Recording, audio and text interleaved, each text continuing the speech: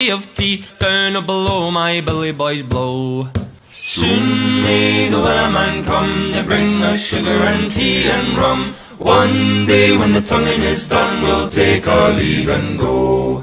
Soon may the wellerman come to bring us sugar and tea and rum. One day when the tonguing is done, we'll take our leave and go.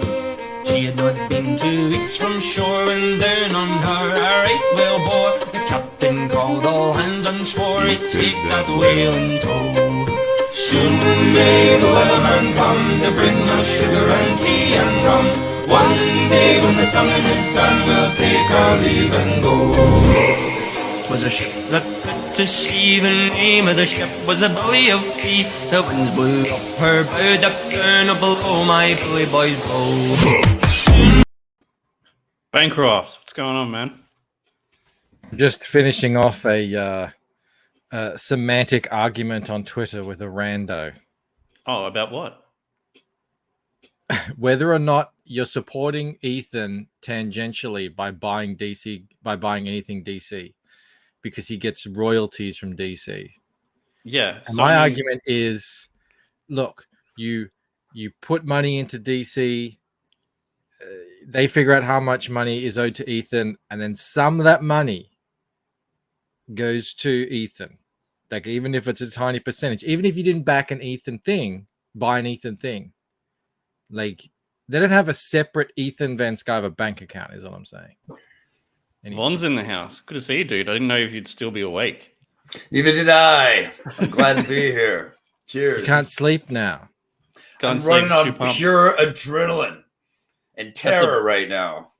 That's the best thing to be run on. I was saying earlier, Bancroft, I'll say hello chat in a sec. It would be cool if like one of Marvel and DC chose to be like anti-SJW, and then we can kind of track actually winning. You who actually gets more sales. Yeah, well, I mean, we can do that with like not anti-SJW. I don't want to be anti-SJW. I'm not like, to me, that's like being anti-racist. Like, I think it's good enough to just not be racist. I think it's good enough to not be an SJW. Like, Von just had massive success with Terror in the Trenches. It's not an anti-SJW book. It's just a good book. And that's all you need to do. And they did that with, from all I haven't seen it, they did that with the Spider-Man, the new one. By all accounts, it's just a good movie that people enjoyed. And then it made, I don't know, made like $1 billion or something. Compared to Eternals, which you could tell there was a bit of agenda pushing going on there. Mate, I didn't even know they released that movie until it actually came out. Like, Eternals just looked like Cirque du Soleil or something. I didn't. It was very budget. It felt like It was very budget. Was it? Was it? Like okay. Felt like the CW version. Guys, like it was of. Yeah. Okay. It looks like something your grandma would want to go see in terms of superhero movies, you know. But like the weird thing was that it's directed by this woman who directs movies about poor white folks who live in like rural America.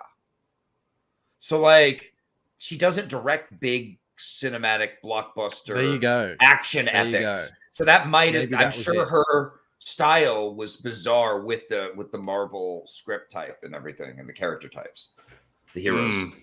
All right, let's say hi to chat. We got Get Over It. Stephen Rockwood's here. Oh, awesome. It's been days since I got to make fun of the Aussies. Micra, Bretsky, the great. Von Stugel's in the house. David Feed's here. B Rose is here. We're going to talk about a show he had on today, Bancroft. I am disturbed. I'm angry. And we'll talk about it in a little bit. Crackhead's here. He was on the panel too. Jeremy Burt's, NTM's in their house. Perth Comics, Robbie's team line, of course. I want to see everyone get killed. Oh my god. That's Aviator Surge. Raiden Radio. We're going to talk about his video as well, Bancroft, that he did, which I thought was really good. Mo Biggs is in the house. Bullet Ninja Haggleman. Got done watching Build Back Broke, how Biden's Great Reset will force you into compliance. Rob would love it too. It seems unlikely. Seems unlikely. That seems like something Rob would avoid at all costs. Yeah, all costs. Watching. Jose Garcia, Oh, Bull hell yeah.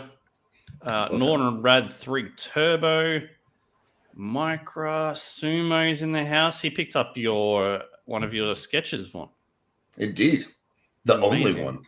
That ain't cheap.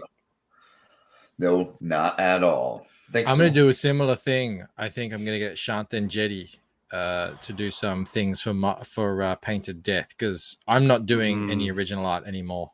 I feel like that's moving backwards for me. And I want to move forwards. So yeah, I'm leaving that up to the traditional guys. So I like that idea. It's cool what you did there. Micro says, "Hey Von, I asked another stream, but wanted to know why didn't you set the campaign minimum at $500 to boost the algorithm?" I mean, I don't really know all the rules of their algorithm. I did 3,000 last time for Monster MD. I feel like 500, it always just makes it look like you're just trying to rig the game or whatever. And if you want to, that's cool. But like for my campaign, I was just like, I just want like a real number for printing. You know what I mean? Even though we really do have to pay this art team as well. So it's, it was the same as Monster MD, and I just wanted to repeat that. I also launched Monster MD on a Wednesday at noon too. So it was like I was just kind of doing what had worked in the past. This is the worst one yet. Rob's shriveled urethra. Hey, hydrate us, Rob. It's so bad. It's so Fight Club. Mo says they did it. They did that for a while, Rob. It was called DC Rebirth, and they curb stomped Marvel until that they decided to randomly give up on bringing Bendis. I remember that. Yeah. Fear Lantern, Eric Weathers asking Von how he's still awake. Caffeine, my friend, and adrenaline. Micro says the Eternals director is based as fuck. She was spitting fire at China before the movie's launch. Really? Oh, really? Eighth Lines in the house. Look, I respect artists who do that. I didn't mind Eternals, but compared to other Marvel movies, it really felt like made for TV. I'll just say that. Okay, fair. All right.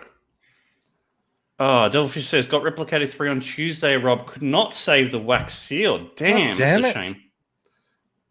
Just get a knife and pop it off, mate. You should I've got be right. a wax seal. I got one of your wax seals, man. From Replicator. Yeah, awesome. Wayne says, hey, Von, book looks great. We're back in a couple of weeks. When have dollars loved a Monster MD? Someone said, I think it was Tungsten up here, was back at $2.93. I don't know where it's gone. I did see it, though. Back at $2.93. Von, it's gone off like a frog in a sock, mate. It's gone bananas. Yeah. Yeah, we're growing and growing. We're at over 18K. Hell yeah. That's crazy. Are you impressed? Man. You impressed, Bancroft? Impressed, not surprised. Given the just what the campaign looks like, given Von, given how many people were signed up on the mailing list. It's it's phenomenal. It's amazing. Yeah. Little fun tidbit. The original title was Faster Than the Speed of Love. People are asking about a frog in a sock. So imagine, right? You put a frog in a sock. The frog is going to jump around everywhere. So it's going off like a frog in a sock. It's a good thing, I guess. Like this. This is what my campaign's doing. It's jumping around all over the place until you accidentally stomp on it. That's the part where your campaign goes into the lull that it will inevitably happen. And just sit there. John says, what is protocol here? If Von falls asleep on stream, should we wake him back up? I don't know. No. Give me a break. Let me sleep. Yes, I won an award. We just sit there and talk while we just talk silently, like quietly, like while he nods off. Terror in the trenches, guys. Go get it. I won an award, Bancroft, today. What award? It was on Dojo Coon's show. Rick Saylor gifted it to me. I don't remember what it was for. Most best support, CG support, or something like that. Rob, well done. Is the mohawk like your thing? Like, is it like iconic of you as a creator now and it's just here, or is it just something you're just enjoying and rocking for now? I just like it, Vaughn. I feel like it's me. Yes, I agree. Mm. What does the wife say? She doesn't hate it, so I mean, Yeah, I'm not like Eric Weathers. she still has who like gets- that one like strand of hair to like swipe her fingers through when she needs to. That's Lifestyle. what's so good about it. Like you've got it short on the side, so you've got that Yeah, no feeling. mess. But then if you want to run Yeah. your hand through it, I mean, it's You fantastic. got some hair. You got some hair left. Yeah. Yeah. I just want to say I'm not like Eric Weathers who Okay. does their haircut and only has it for a day. What is it? What's up with that, Vaughn? Mo Biggs would like us to point out it is not a mohawk, it's a Rob Hawk. There's a difference. Ooh, A yes. mohawk is hair that's like up in the middle of the head. A Rob Hawk is exclusive to Rob Arnold and it's slightly off center. Okay. I really am, Mo. I apologize. I know I'm ruining your name. I don't mean to. Awesome. So really, I don't want to get ahead of myself till all the details and all the facts come out, and I don't want to, go around naming names but let me just give you a gist of what happened today on B Rose's stream, right? So as you guys know, Luke Stone nearly died, like literally less. They gave him like less than a 5% chance at survival, and he survived. But there were some art auctions for him to pay for his medical bills. You guys are aware of this? You heard all this? I remember that, yes. Yeah, there was a GoFundMe and then there was also an art auction. Yeah. I don't know the details about the GoFundMe, so I won't talk about that. But the art auction funds that were raised, he hasn't received any of that. Oh. Really? Yeah, that's the one I didn't share out because I didn't know who was doing it. So, I mean, do they know what's going on there? Is there any Is it confirmed? investigation? Is there any excuse being made? Like I said, I don't want to go around saying this and that because I don't know all the details, and I think it's still being looked into by certain people, Phoenix, Dojo, and that kind of stuff. So, whenever they come to some sort of understanding as to what's happened, they'll let us know, I'm sure. But it's really, really concerning. Bullet says it sounds hella sus. And yeah, it is really concerning, dude. Like, I just don't understand that how someone that close to actually nearly dying because didn't receive the money that he was meant to receive. Like, that is some bullshit. That is some crazy bullshit. John says, I'm feeling auctions should demand immediate payment and go back for auction after 30 minutes if unpaid. Yeah, but that's not the issue. That everything was paid. It's just the people that have the money haven't sent it to Luke. And I think that is just absolute bullshit. Crackhead said, I just received some more news on this. Actually, he only received the dollars from the Nita Lanning and Meredith one. The three that the Indie Vault did, he hasn't received yet. So, I mean, Crackhead's telling you who's running it there. There's some other really disturbing news, Bancroft. Quite a while ago, Anthony Figueroa reached out to us and a whole bunch of other creators about a potential deal with a bookstore in the US where they would take a massive amount of books from creators and sell them. And it was a huge amount of money for these creators to make. There has been some real shady dealings in regards to that, and these creators have a whole heap of them have printed 3,000 books, right, in with the understanding that they're going to go into this chain store, and it hasn't happened. And the books, Crackhead, correct me if I'm wrong here, but the books are missing. So they've printed X amount of Well, they books. printed books, sent them to the bookstore. They're not on sale. Yeah. Now the books are missing. So, yeah, correct me if I'm wrong, Crackhead, but it is really, Profit? really messed up. What I is know. going on? What the hell is going on? Yeah. Just, you know what's happening is crime is on the rise in my country. Yeah, And these are symptoms we're of it. getting brazen out there. Mo says it's 27,000 books. That's crazy.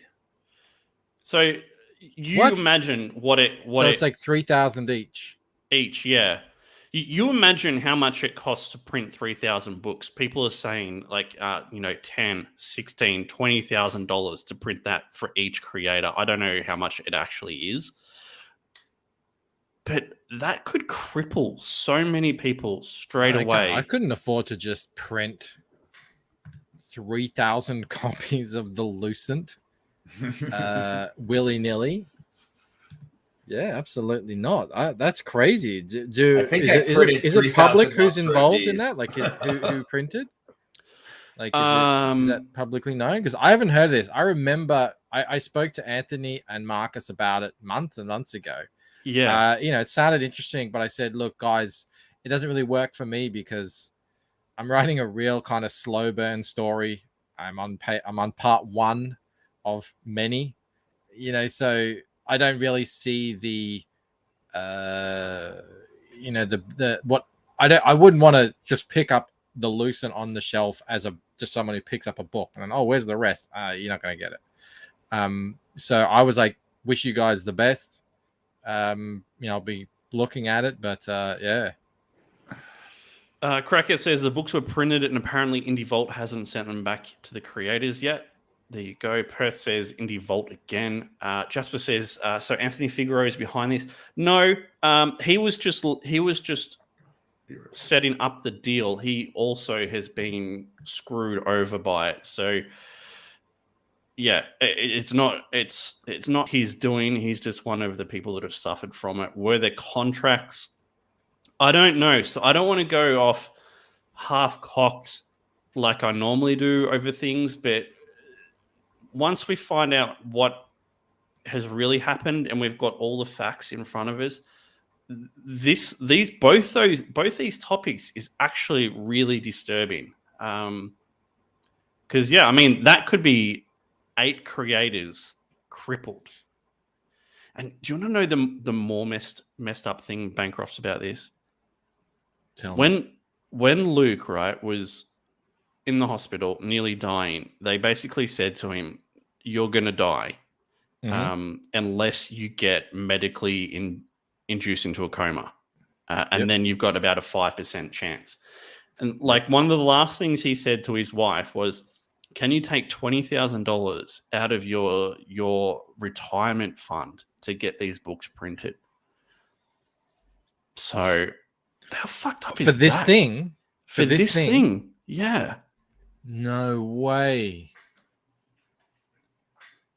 How crazy is that? What? Oh man, that is brutal. So yeah, because that's the bit I heard. I tuned into B Rose's show. I didn't know what they were talking about, and it felt kind of heavy. I didn't want to come in and say, "What the hell are you all talking about?" So I just sort of dipped out. But damn, I didn't know that's what they were talking about. That's crazy. Imagine that, like, you got a 5% chance of dying, and he said, this will be like, your ticket if it all goes through. Yeah, exactly. Oh man, schemes and scams. You're right, Mo Biggs. That's crazy. Yeah, so like, I don't want to like burn everything to the ground yet. Like, I want to find out everything. But once we find out, man, like, I don't know what we do, because that is some messed up stuff. That is like taking some advantage of someone who literally nearly died, but also really hindering, potentially kneecapping 8 other creators. Yeah. So wow. Yeah. Okay. Heavy stuff. Yeah. That's crazy. Tommy says, Rob, you must speak dollary dues now. The numbers do not match. Who is Luke? Jasper says Luke Stone. What's his book, Bancroft? Luke Stone is the creator of Hybrids. Hybrids, yeah. He's put out, I think he's on issue 4. And he got hit as hard as you can by COVID, pretty much, without dying. As hard as you can without kicking the bucket. There were a bunch of GoFundMe's and everything over the last, it's probably gone on over a year now. He was in hospital a very, very long time. And obviously everything that he was doing was on hold. He's back now. I hear he's streaming again. I look so they put him in a coma. Having him on a stream. Yeah, he was fully in there. And then after he stabilized and he came out, they had to put him in a place where you can recover and they can look after you, not in the hospital. It was 3 hours away from where his family were. Whoa. So that's what the sort of GoFundMe was for, so that they could afford to kind of go out and visit him once a week. Okay, yeah. Makes sense. God, I wonder if they woke him up with that method where they just give him Viagra, and it's for real. It's waking him back up. It's that injection to the heart, maybe. Do they do that too? I don't know about that one. That sounds interesting though. But and I'm not kidding. You can read up on them giving people Viagra and they come up out of the coma. Let's bang. Well, I think if it's medically induced, they control it. But they do. Yeah. Yeah. It does something. I forgot what the chemicals are involved, but it gives you a high amount of something and it wakes you the hell up. It's great. Some person says, hopefully it's not someone from the mainstream trying to sabotage CG. I don't think so. I think it's like an independent comics person. But again, I don't want to throw names out there until it's all in the clear. But that's messed up, man. Crackhead says the creators are giving it till Friday, and if they don't have them by then, I guess they're all going to hop on a stream and tell you all. So keep an eye out for that because, this is craziness. Yeah. Unbelievable. Okay, we'll see how this goes.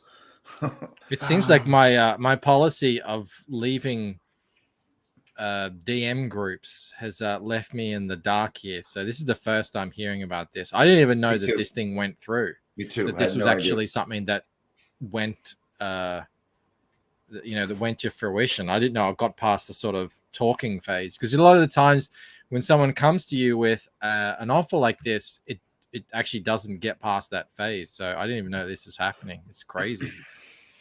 I don't know, Bancroft. I'm just, shooting an idea out there, but maybe we should do an auction for Luke Stone, because that way he'd actually get the money.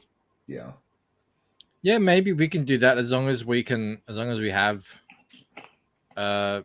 things to sell. I don't have anything to sell, but yeah, we could definitely do that. I'll put up some original art. I might actually buy that, just if anything, just to keep it off the streets, and out of anyone else's hands. But we don't know. We don't know if it's not gonna go through yet. So by the sounds of it, it sounds like there's we've heard one side of the story here. So that's right. And me, normally I get angry and I'm just like, F this person. But never. Let's just wait and see what happens. Okay. And until then, let's celebrate with terror. Yeah, Crackhead says, not 100% sure everything I've heard was secondhand information from someone involved. Yeah, so let's just wait, see how it plays out, but kind of keep your eye on it as well, because it's some bullshit. Keep it real. Keep your facts straight. See what the real story is before we figure out what the next move is. Zoom in a bit, Von, on the page if you can. There we go. And slide it over. Wow. 277 backers. How long have you been active for? Since noon today. So it's been about, 12 and a half hours? Thereabouts? Yeah. Do you want to read that that one, long? Mike? You could donate copies of the Robin Bancroft show to help reduce the costs of medically inducing comas. Nice. That's awesome. Mate, you must be wrapped with how it's going. Yeah, I'm like a frog in a sock. Yes. This is the comic I've always wanted to make since I was 8 years old, and went into a comic book store to buy Wolverine and Punisher and Dark Knight Returns and all these gritty dark hero comics. I wanted the adult stuff. I wanted the violence shit. And Black Terror is so cool, so untapped, so much potential. And I think I put together the right team to make it happen. And what came out was essentially Bruce Timm on roids. And yeah, the results speak for themselves. We got a great piece of art going here. It's a trilogy. It's the amazing art of Monica McCagney from Italy, and the colors of Tiago Barça. Look at this lighting he added here. Mate, Lovely. Both of them are beyond exceptional. They really are. The angles that she gets is amazing. Like if you scroll back up to that one where they're looking up from like the floor, oh, so good.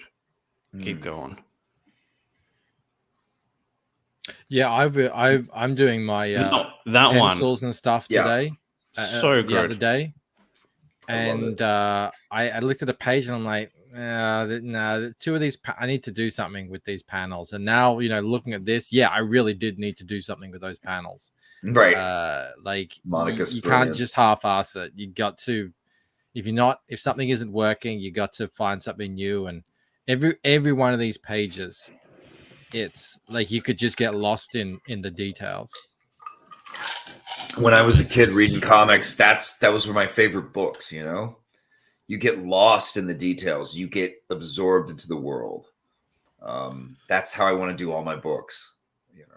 I love this, like this panel here at the bottom, and how like you've got little patches of what I assume is like light coming through on those leaves. That looks so good. Tiago has been such a great artist to work with because I give direction, but like Tiago gives it life. Like he brings the atmosphere in. I told him I was pushing him at first, but he's kind of caught on to this, what I want, because I'm like, have fun with it, be creative, and when you see a chance to add something that add it. Like I started having him add fall leaves and things like that. Just those little details that spruce it up, make it come alive. So he's killing it now. You got a couple of questions, Vaughn. Yeah. You never answered who made the trailer for this. Me. You use, what was the program you used for people that may be interested? Yeah, so there's a program for iPhone and Android called CapCut. It's free, and it's strangely more powerful than like some of the editing software I've used on desktops before. Yeah. When I saw it, I was like, all right. So I started checking out some tutorials on how to do that stuff. Man, it is very involved. Like in After Effects, you can do it. It's not super difficult. It's just there's a lot of steps to it. And it got me thinking, like, why isn't this automated? It's 2022, surely. And then when you said that, it's like, yeah, it looks like someone's just taken that thing and just crammed it all into an automated app, which is great.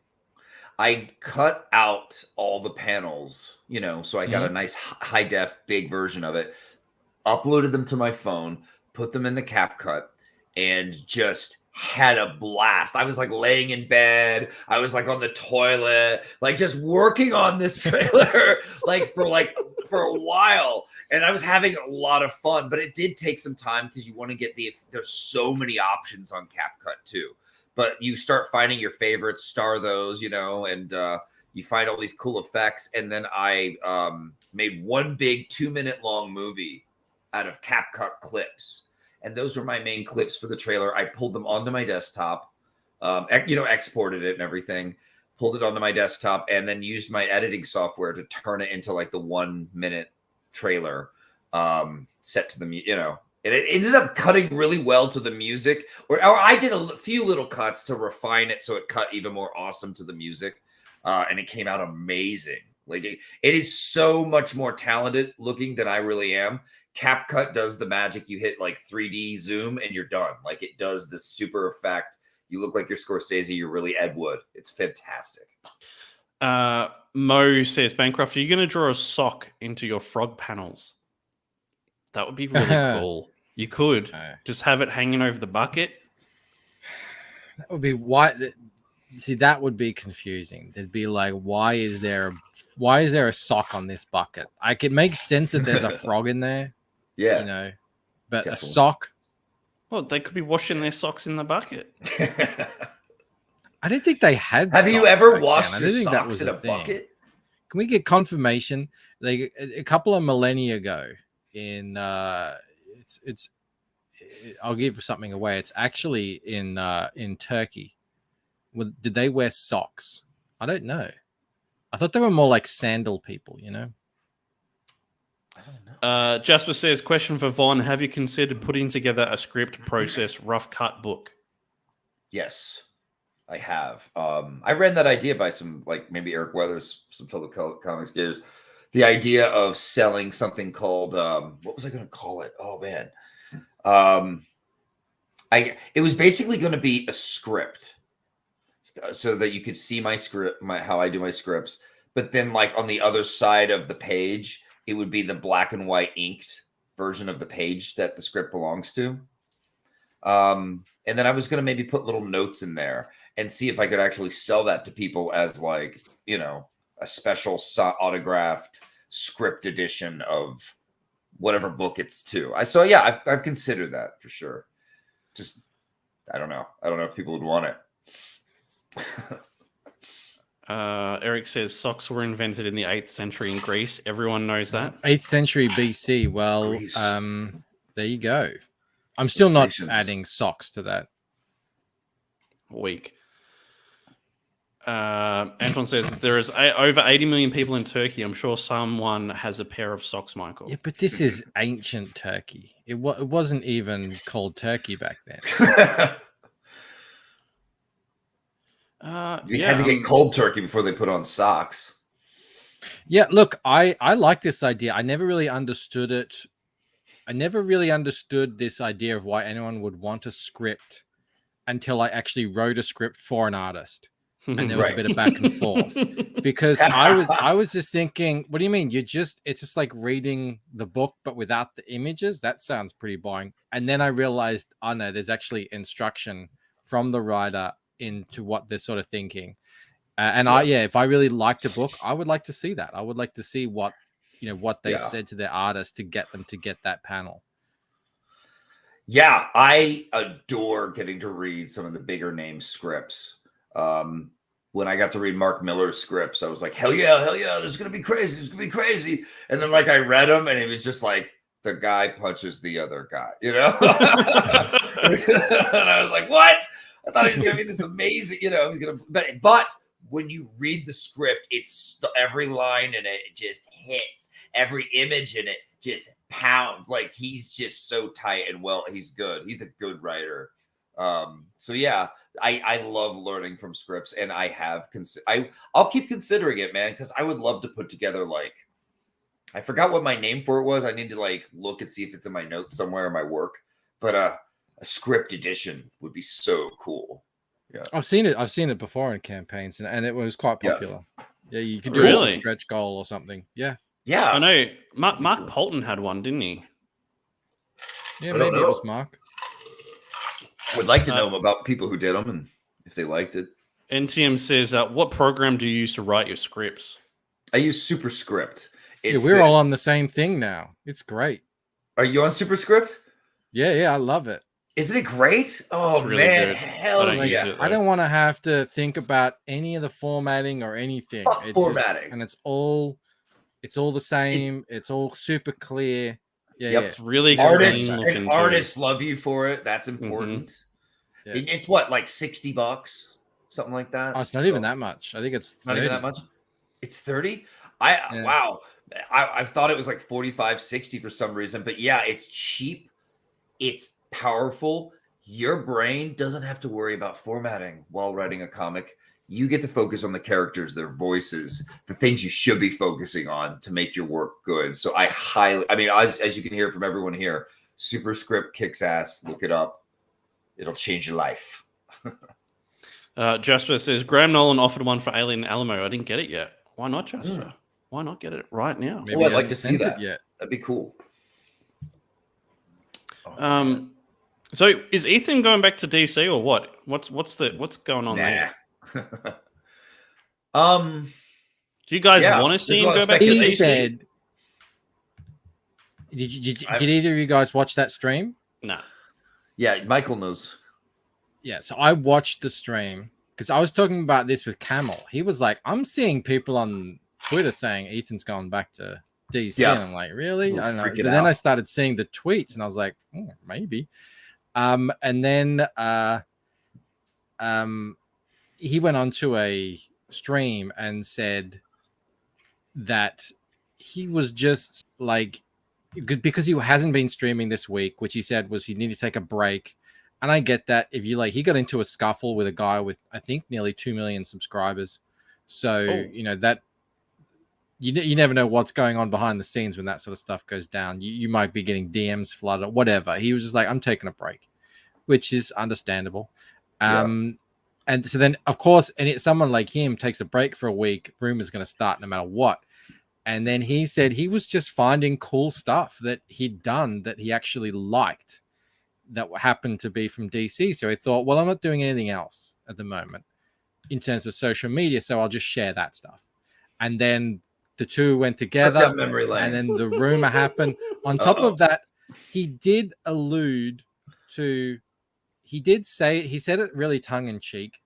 He said, hypothetically, the new guy who owns DC, who's a Trump supporter, he could, if he called me up and said, you know, when you were at DC, you had some really great ideas. We sold a ton of books. You know, you could come back and do that. You know, he was kind of saying tongue in cheek that happened. I mean, it sounded like it did. But Ethan said if that had happened, he would still say no because he's 100% Comicsgate Cyberfrog. He said the only way that he could even possibly consider it is if he has to do the least amount of work possible that wouldn't take away from what he's doing here with all caps. And he gets paid an obscene amount of money for doing that, as in like a consulting role. I don't know if you guys have ever done consulting. It's crazy. It's like you feel like you're robbing people because you're just getting paid obscene amounts of money to just look at people working. It's crazy, and give an opinion here and there. So I think that's what was going on there. Okay. There's some. It would be so poetic if it would be. I think it would be amazing. So funny. Working again, it would be amazing. He would do good work too. You know, I would consider it 100% a win for Comicsgate. Like, the meltdown would be so epic, and on top of that, like, because people don't realize, the people on Twitter who are all vocal about this stuff saying if Ethan came back, I would never buy another. Like, those guys are in the minority. Oh, most they're like, it's like, what are they? They count less than 5% of the people who buy comics are actually on Twitter. Most people are just like, oh, Ethan Van Sciver is back. Great. Yeah, I remember Rebirth, all this stuff. Yeah, but that looks great. You know, that sort of stuff. So it would be a massive, enjoyable meltdown. But I don't think it's for the ages, baby. But yeah, it's, you know, it's fun to think about. It's fun to think about Ethan being their editor in chief and putting together teams, exactly. Putting together teams for all the characters of Comicsgate people, and also like his awesome pro friends that are just gonna kill it. It would just be such a fun, amazing fantasy world if that happened. Apparently, Andrea's dad passed after a battle with COVID. Yeah, I think him being sick kept EVS offline for a bit. That sucks. Yeah, that was really sad because he was talking about it, and you could tell he was emotional about it because I'm holding up. He knew that, you know, he's basically saying, you know, her dad was not taking his situation as seriously as he needed to, and he was talking to him on the phone saying, you've got to rest up. We want you here by the side of the pool this summer, just relaxing. Sit on the chair like a king. There'll be the grandkids running around. So yeah, that was pretty sad to read. Oh, that's personal. Okay, That's hot. Yeah. that's very sad. I'm sorry to hear that. And it actually happened. He actually was loading up a stream. He has like 20 minutes of intros these days, and he had to just cut it off because it apparently just happened. Oh god! Like right then and there, shit! Suddenly. Oh, I'm sorry to hear that.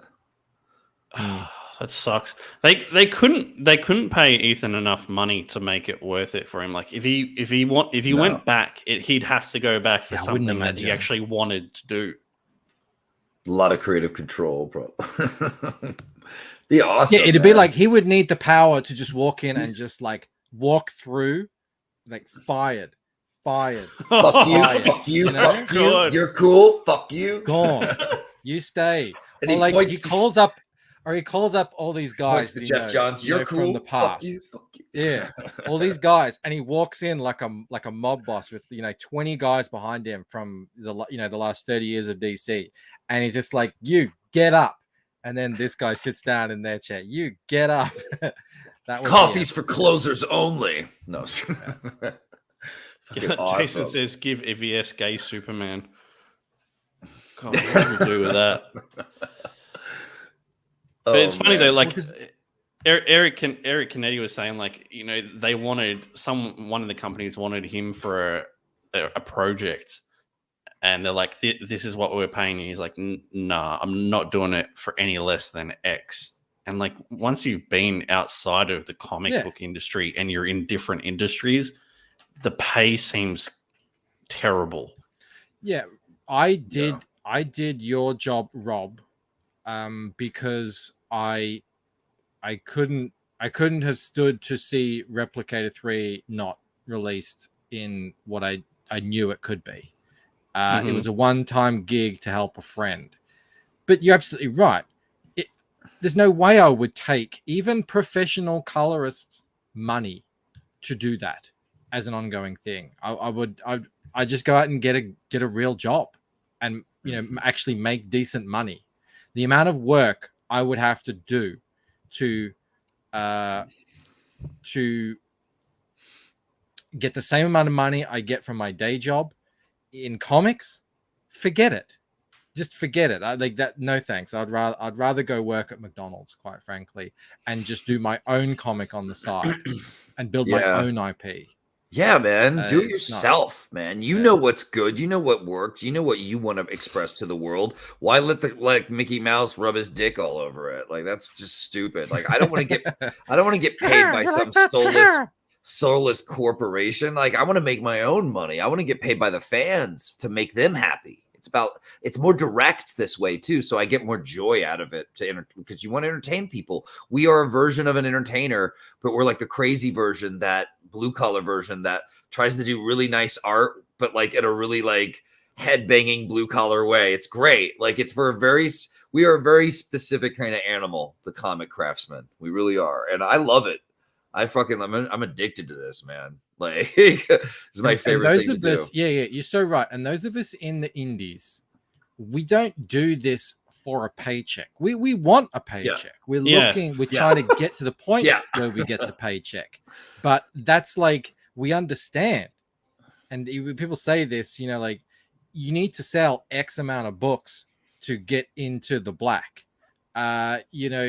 But not everyone does that. You might not get it on your first time round, even when the book is great. I know how much Kemosabe was in the hole for Company Men, and he didn't make that back. Thankfully, everyone's raving about Company Men. So, I'm expecting next time round he's going to make a lot more, and he'll be able to grow and, hopefully start making a profit. But we all understand that, this is almost one of the hardest ways you can go about trying to make any money. But if you can get to the mountaintop like Ethan, obviously, it's all worth it. But it's going to be a long and arduous road for any of us to get there. I've had a lot of failures. I just want to say I had a lot of failures to get here that you didn't see. Yeah. Dark times, man. And It's tough. You should talk about that, Von, because Okay. you're probably lucky that you had those failures. But because by having those failures, you found this incredible art team now. Yeah. It's been like the first Monster MD was I think it was around 70 something pages with a totally different artist. And he decided to screw me over on the last 5 pages. I don't know why he was so mean and nasty. He said he decided I didn't respect his art enough, which was weird. I was always very positive and nice with him. He was just he was an ass. And that was a huge defeatist moment where I was just like, there it is, man. I always try to make something and then something goes wrong again. You know what I mean?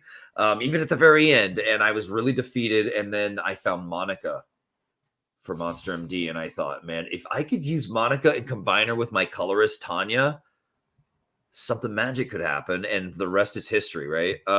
So and 2 females. That's amazing. yeah, man. Like, what is that typo negative song? My girlfriend's girlfriend. So yeah, it's been like an awesome experience making Monster MD. But now Monica and I know how we work together. We know how to make something look cooler than cool.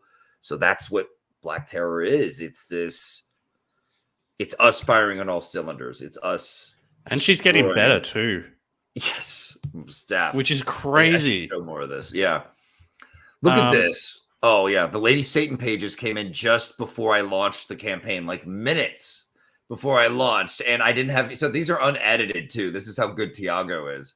But I mean, I need to like zoom out. But Bancroft, do you remember when I did the color test pages and we had one of them that had the background, like with the sky, and it was just literally gray. Like, look at the difference with this. Like, the clouds. Actually, that's the first thing. Not the first thing I looked at. The first thing I looked at were the guns. I was like, oh man, that is so cool. Why hasn't anyone else thought of that, or I haven't seen it? And then because I was looking at the guns, I saw the moon. I was like, who renders a moon in the background so good like that? That may be the best rendered moon I've ever seen. So I was looking at that, and then I was like, all right, well, I gotta look at this. So then I start looking around to just sort of, so I've got my colorist hat on, and I'm like, holy, like, look at all these techniques. They're very subtly done. I can't really put my finger on what's being done, but yeah, I was pretty blown away by this piece. Let me ask you a question, Bancroft, and then I want to read this while you think about it. Anton, the question first. Would this colorist work for Replicator 4? Antoine says, what do professional colorists make on average? I reckon you're looking anywhere like professional from like $75 to $250. I reckon the average That's right. For a professional would be 90 to 100, but it could be a lot higher. I would have thought a bit more, but me too. Like, I would have thought like 130. Yeah, could very well be. But either way, the point is, and Matt Yaki said this, and he's absolutely right. If you're trying to make a living off coloring, you have to be able to knock out minimum 2 pages a day, minimum, to make a living. So if you can't do that, then you're going to be in trouble. If you're trying to make a decent living, make decent money, support a family and everything. Yes, Rob, absolutely. This colorist would work for Replicator. The thing about good colorists is, of all the artists that work on a comic, I think they're the ones that are they're more like a chameleon. Like, they can do differing styles. Yeah. Line artists to a degree, probably pencilers more than inkers. But colorists, I think, if you could show him what you've got, you could show him what you're thinking, you could show him what you like about this, and you guys could kind of like meet in the middle or wherever. I hear that a lot from people who deal with different colorists, that they found something that ended up clicking for them. I think I've got two people. I think one is obviously Von's colorist, and the other person is Giuliano Petrelli. I think I'll do a test page for both of those people when it comes time to it. What do you think? The time is now, Rob. The You want me to time do is it now. now? I said to Do it Mel, now. you know, Rob's gonna wait until he's got the thing drawn to get it colored. I'm like, the time is now, Rob. You remember what happened last time? The time is once I finish fulfillment. How about that?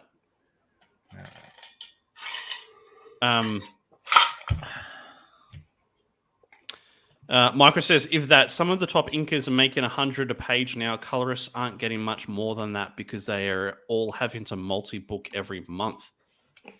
Damn. Writers get 100. Do it now, Rob. Something. Look at what I went through. Antoine says, the line weights and sparseness of rendering really lets the colors shine on tint. There's some masterful things going on these pages that, I mean, I don't know if it's because I've colored a lot of pages, but, you know, we all see it. That's why we all find it so appealing. But I like when I put my colorist hat on, I'm just looking at the different techniques being employed. Yeah, there's a lot of real good stuff going on in here. This is funny because I think the page I actually got test colored is very similar to this. Like it's got that high angle. It's got that close up with the guy shooting guns. It's very similar. So it'll be interesting to see what they do. Raiden says, my colorist is slow. It's killing me now from Crackhead. Mo says Rob and Odin having a reverse race to see who can fulfill the slowest. Jim Cox, is Rob working on Replicator 4? Yeah, we're 15 pages already done of it. But I don't talk about it much because I want to get 3 out to people before I start talking about it because, you know, understandable. Yeah. This is amazing. We have a killer team. I'm really proud of it. I really love the way this, like, I know I described this in a way, like this was my idea, the idea that like her guns float around her, but they also float in this way that kind of connects with these runes. And so you get that witchy like thing, but it's also these brutal guns are like facing you down. You know what I mean?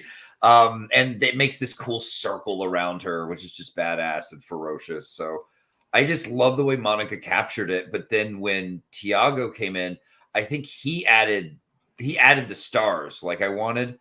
And it just made this sweet looking, like, you know, it's very occult looking circle. You know, right away, she's a witchy character without saying a word. It's perfect.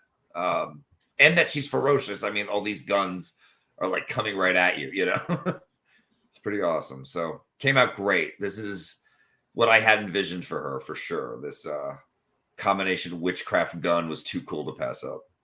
It's amazing. And Bancroft, you finally revealed your artist. I did. Have you shown Von? In Rod we trust. Rod Looper. There's so many good jokes to be made there. I know, and the chat I didn't even think of that, and the chat jumped on it.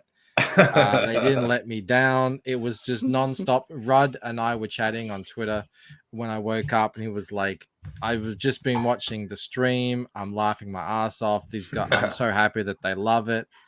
It's all good. He's actually wanting to grow his YouTube. Nice. Oh, very nice. I said, I asked him like what he was into, and he wanted some advice, and I was like, I was gauging up what he wants to do. I said, the guy you need to look at is Shant Enjeti. So I think he's going to do a similar thing to Shant. He's going to do art on stream and chat about stuff. And nice. I said, you know, obviously it's a, you know, you're not going to be setting YouTube on fire doing this unless you're already a famous artist, but you should be able to steadily grow your channel to the point where it's really helping you in terms of your promotion and your audience and everything. But you know, he's like I said, like consistency, same time, every day that you do it, go for the same length. That's how you'll grow it. So Yeah. Jasper says, I don't get why most successful creators aren't doing more than one project at a time, like your boy. What do you think of that, Fon? Oh God, I couldn't do it. I mean, I'm always working on other projects in the background and having fun. Like I'm jamming out on scripts, and like maybe I'll do character designs for fun too, like late at night. But like, I can't. Do you mean like run multiple campaigns? Like I couldn't handle that. And also, no, I think he means multiple projects. So to like Hmm. working on having Monster MD 2 going like worked on at the same time as Terror in the Trenches, I guess. Oh yeah, I'm gonna be writing Monster MD2 while we're campaigning for Terror. Yeah. Yeah, man. Always every writer, from what I can tell, always has like 3 or 4 other things rolling at the same time. It's like kind of a rule. Hmm. Do you want to read that one, Bancroft? Go for the same length. That's how you'll grow it. Grow it. Bancroft is such a hypocrite with his advice to Rod. Sorry. Comics legend, did Rod Looper Rod finish Looper. Detective Dead? I think he had a ton of pages done. Yeah. I was speaking to someone, I'm not going to say who it is, who was it? let me know that, yeah, Rod had a ton of pages. I don't know if he finished, but there's a lot that never got shown. So, that was the project that was doomed to fail from What a the shame. beginning. But, hey, another man's trash is another man's treasure. Rod has really grown as an artist. He's kicking butt. I'm absolutely loving what he's put forward. Yeah, Crackhead has it right. He was finished what he's paid for. I mean, he's not going to work for free. Yeah. Critics was out there spending all that money on CG books, fonts, and rent. Yeah, I mean, you got to save a little bit of money for your artists and for printing the thing, but lessons learned. That's pretty. But yeah, I'm super happy with what Rod has shown me so far. I've got another page coming in by the end of this week, and then we'll get started. He said on the in next... the chat that he had another one ready. Oh, maybe he sent it to me and I just haven't seen it. Yeah, let's get it open, mate. Have a look. God, this looks great. I don't know. He might not have sent it yet. So what is this, Carmen Sandiego? What is this? This is my character, how she sees herself. This is 6 months before this book begins. Yeah. Okay. So this is her in her dream. Right. Awesome. Remember how like when in the Matrix, when they plug into the Matrix, they get their like, this is how I envision myself clothes. Right. Like in this is her. Nightmare on Elm Street Dream Warriors. Everybody turns into a badass. There you go. That was my favorite Nightmare on Elm Street. Obviously, it's the best. It's the best. I like what that skirt's doing. Yeah, I bet you do. Nice shady area there. Yeah, I hope that's just shadow and not just like unshaven territory. It's like it's Demi not Moore, Demi Moore. No, it's not. Oh my god, that was crazy. Yeah, so this is like she's into V for Vendetta, The Shadow, Zorro. I mean, it's not really Carmen Sandiego, but whatever. I don't mind if you want to say that. Like, that's cool with me. It's cool. I like Carmen Sandiego. I think she's cool. Yeah, and that's the thing. This is the cool thing. She thinks she's pretty cool here. Yeah. Right? Right. She looks bad. Yeah.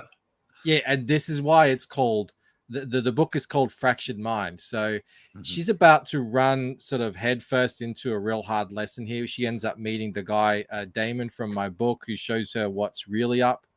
And what this is all about and everything.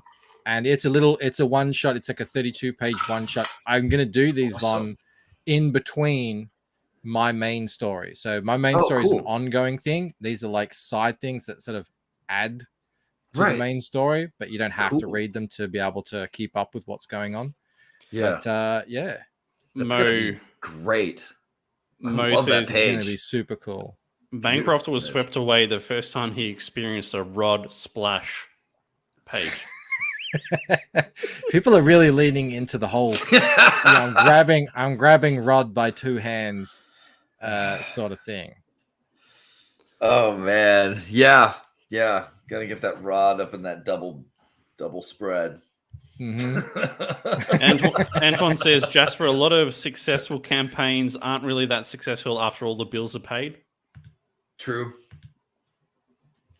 That's why I think a lot of guys cry about shipping costs, because they see that as eating into their profits. Yeah, could well be. We're at 280. Well, I mean, look, it's kind of like just a knee-jerk reaction, unless you've had tens of thousands of dollars just sitting there in your account in the past that you have to just sort of dump all at once. It's just even though in your mind it was never yours to begin with, it's still it's a strange thing to do, and just like, there it all goes. It's an emotional thing. Mm-hmm.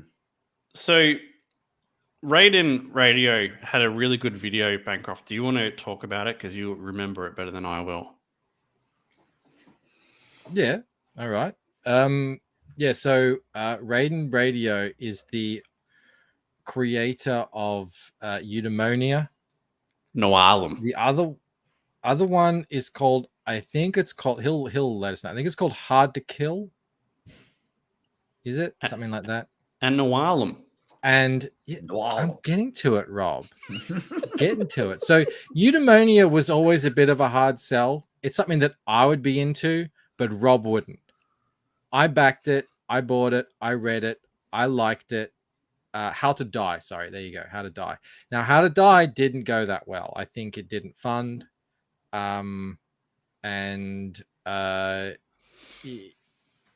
Essentially what happened there is he wasn't really being very active out there. So that when the time came for him to shill his book, essentially, and launch his book, no one had really heard of it. Well, I mean, not many people had really heard of it. And it didn't go that well. It was pretty different to what he'd done with Eudaimonia. And so, yeah, he noticed that he was sort of getting a bit bitter, like you're getting like, oh, why am I being left out of the club here? Why are all these guys succeeding? Why aren't I in the same groups and all that sort of stuff? So anyway, since then, he's sort of changed his approach. He's just started hanging out with us. We all know Raiden Radio now in the chat. And he noticed, just by putting himself out there on the just putting himself out there essentially, and not putting himself out there as a salesman, but just hanging out in the scene, just being a guy hanging out in the scene. I mean, if you're a creator, if you're a fan, if you're an artist, if you're a writer, it doesn't matter. Just hang out and be part of this amazing thing that's happening right now. And once he started doing that, things started turning around for him. So he did a video. It's not a long video. I would recommend everyone to go watch it because he's a natural storyteller, and nice. It's really entertaining. And he really puts it succinctly, like how he was in a bit of a dark place. He was getting bitter. There was jealousy. There was all sorts of the emotions, and how he overcame that and found success, and figured out how he can go forward as a new, lesser known creator, and he's doing that. So his new book is called Noalum.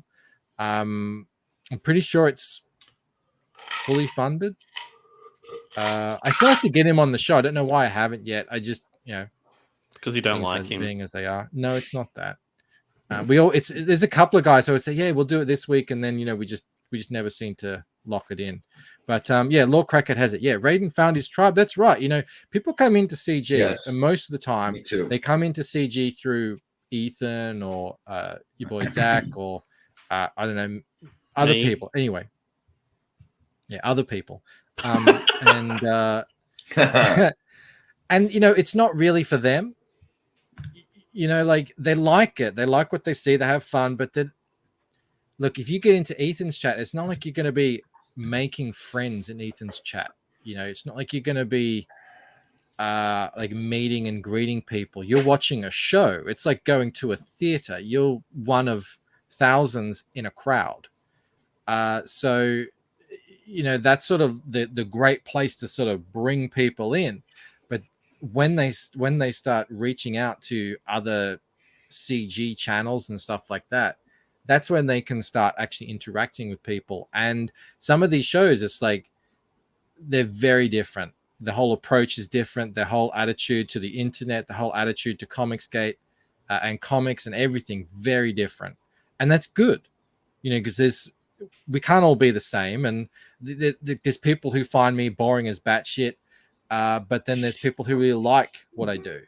And then, you know, there's people who hate the sort of more trolly side of things, and there's people who love it. So, you know, there's something for everyone. So Raiden, he finally found his kind of corner of Comicsgate where he can be himself, and now it's flourishing. He's just written right there: "You all saved me, and how you make our dreams come alive is something I can never repay or express my gratitude." Man, awesome!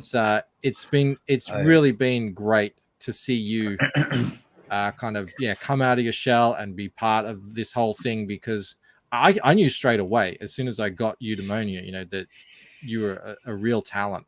So it was always a mystery to me why you sort of seemed to purposefully fly under the radar like you did. But, you know, this is the thing. You never know what's kind of going on with people and where they're exactly. at. We're all going through it. You don't know it as an artist. It's like this arduous journey of failures, and you doing a lot of things. I noticed where you're like, I have no idea how this is going to work out. Let's roll the dice. It's crazy. I've had some of the worst times in my life. Just starving in Chicago, like working as a bouncer, like getting into fights, like just being surrounded by crazy chemicals and people all night and all morning. It was just I would always come back to comics, and then I had control of things, and things were fun, and I felt good, and the end result was awesome. And like, but I made so many failed comics to be able to get to where I am. So it's good that he picked himself back up. I think it's just part of being an artist when you are trying to do something you love and find your creative voice, I guess, for lack of a better term, to find your niche of like what resonates with people is a very hard thing to do. So I just, I'm glad to hear it. And as well, if you come in new to this, and I've had the privilege of chatting to a bunch of guys now who are new to CG, and we sort of like, we'll get together on a private stream and just chat about like this landscape, because they have no idea how to navigate it, and they don't really, they don't know any of the in jokes, they don't know what's what and everything like that. And it's really cool to see it from their outside perspective, because they might come in and see, oh, this guy's really popular. He look at his campaigns, they go really great, or this guy's got a really popular YouTube channel, and just sort of assume that it was always like that, and not really realize, what it took to get there, and how some people have been, just like the person who's trying to break in now, you're living in obscurity for year after year on end, just trying to get anyone to look at what you're doing. It's funny. It's like just for myself, it is a bit maddening. Like, I share stuff and I chuckle. I share stuff on Twitter, artwork that I've shared before years ago. And, years ago, it's the same artwork. I didn't change it. I got like 4 likes, and now I get 150. So that's the thing. Like, it's like, well, so people come in new and they see that and they think, oh, well, my art's just as good as that. Like, my art is even better than that. Why is this guy getting 150 likes and I'm only getting 4? But they don't know the story that, no, I used to get 4 too. He was there, right there. Yeah. And exactly. you shouldn't be comparing yourself in terms of stupid internet likes anyway. Like, this is about good art, good story. People will come to it. Like, I think that's when you hit the marks, like the cornerstones of what people are really craving out of this medium. Like, how could you fail? You know what I mean? Like, unless you just don't tell anyone about it. But other than that, There's a amount of tenacity to it. Like that's a big thing, just sheer willpower and sticking to it and knowing that the laws Yeah. of attrition will eventually do a lot of the work for you. If you just stick with it and keep going, keep putting out stuff, keep getting better, Yeah. eventually that stuff builds, it snowballs. I was muted for And like ages. what's that? I was muted for ages. I kept saying, I know, I have to I read think- these. And you guys are just talking and talking. I'm like, we were like, why is it Rob? Wait. I thought you were doing something else. I want to read these. So I funny. apologize, Mo, for Bancroft's gatekeeping of your jokes. I don't know why I haven't yet. We all know why you haven't had Noir them on the show, Bancroft. Antoine says noir means black, so Michael had to strip the book from the promotional schedule. Oh my god, that was great. Von was a bouncer. He doesn't look that big. Yeah, but it is interesting, man. Like it is hard sometimes not to get bitter and not to feel entitled to things. Like especially when you feel like you're doing the right thing. So why aren't you getting the same shot that everyone else is? But the moment that you start going negative, it never works out for you. No, it really doesn't. And that was a good, that was great to hear when Raiden said that. And he saw himself becoming negative, and and he decided to just go another way. And good things happen. We've always said you get out of CG what you put into it, Yep. and that's you don't want to waste people your are energy. enjoying that you were muted. When I see people wasting their energy with the anger, the negativity, the drama, the bullshit, I'm just like, glad I'm not doing that, and I'm just making comics with my energy. When you get to age 40, you start to cube off your energy. Maybe you guys already do this because as dads, I don't know. I'm not a dad, but like it becomes a precious thing that you don't want to put into negativity, man. It just comes but that you end up making other people feel bad around you, and they remember that. And you can alienate people, when you turn it around, people respect you, they like you for it. It'll make your work better. Put that shit into your work. Sumo That's says, actually did Rob just say being negative never works out? And that was actually another thing that Ethan talked about on that stream. I think he took it down when he does that, so I was glad I was able to watch it. He said, he was looking back at some older streams and he was just happier. He was a more cheerful person, even when crazy shit was happening. Well, he was like, and he's one of those channels that does constantly address a lot of the BS going on out there in entertainment. It takes a toll.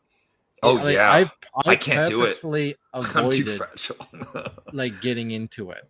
We haven't. I don't think we've done a show on that stuff in a long time. It really does grind on you. And there's guys out there like Ethan isn't guilty of this, but there are YouTubers out there who that's all they do.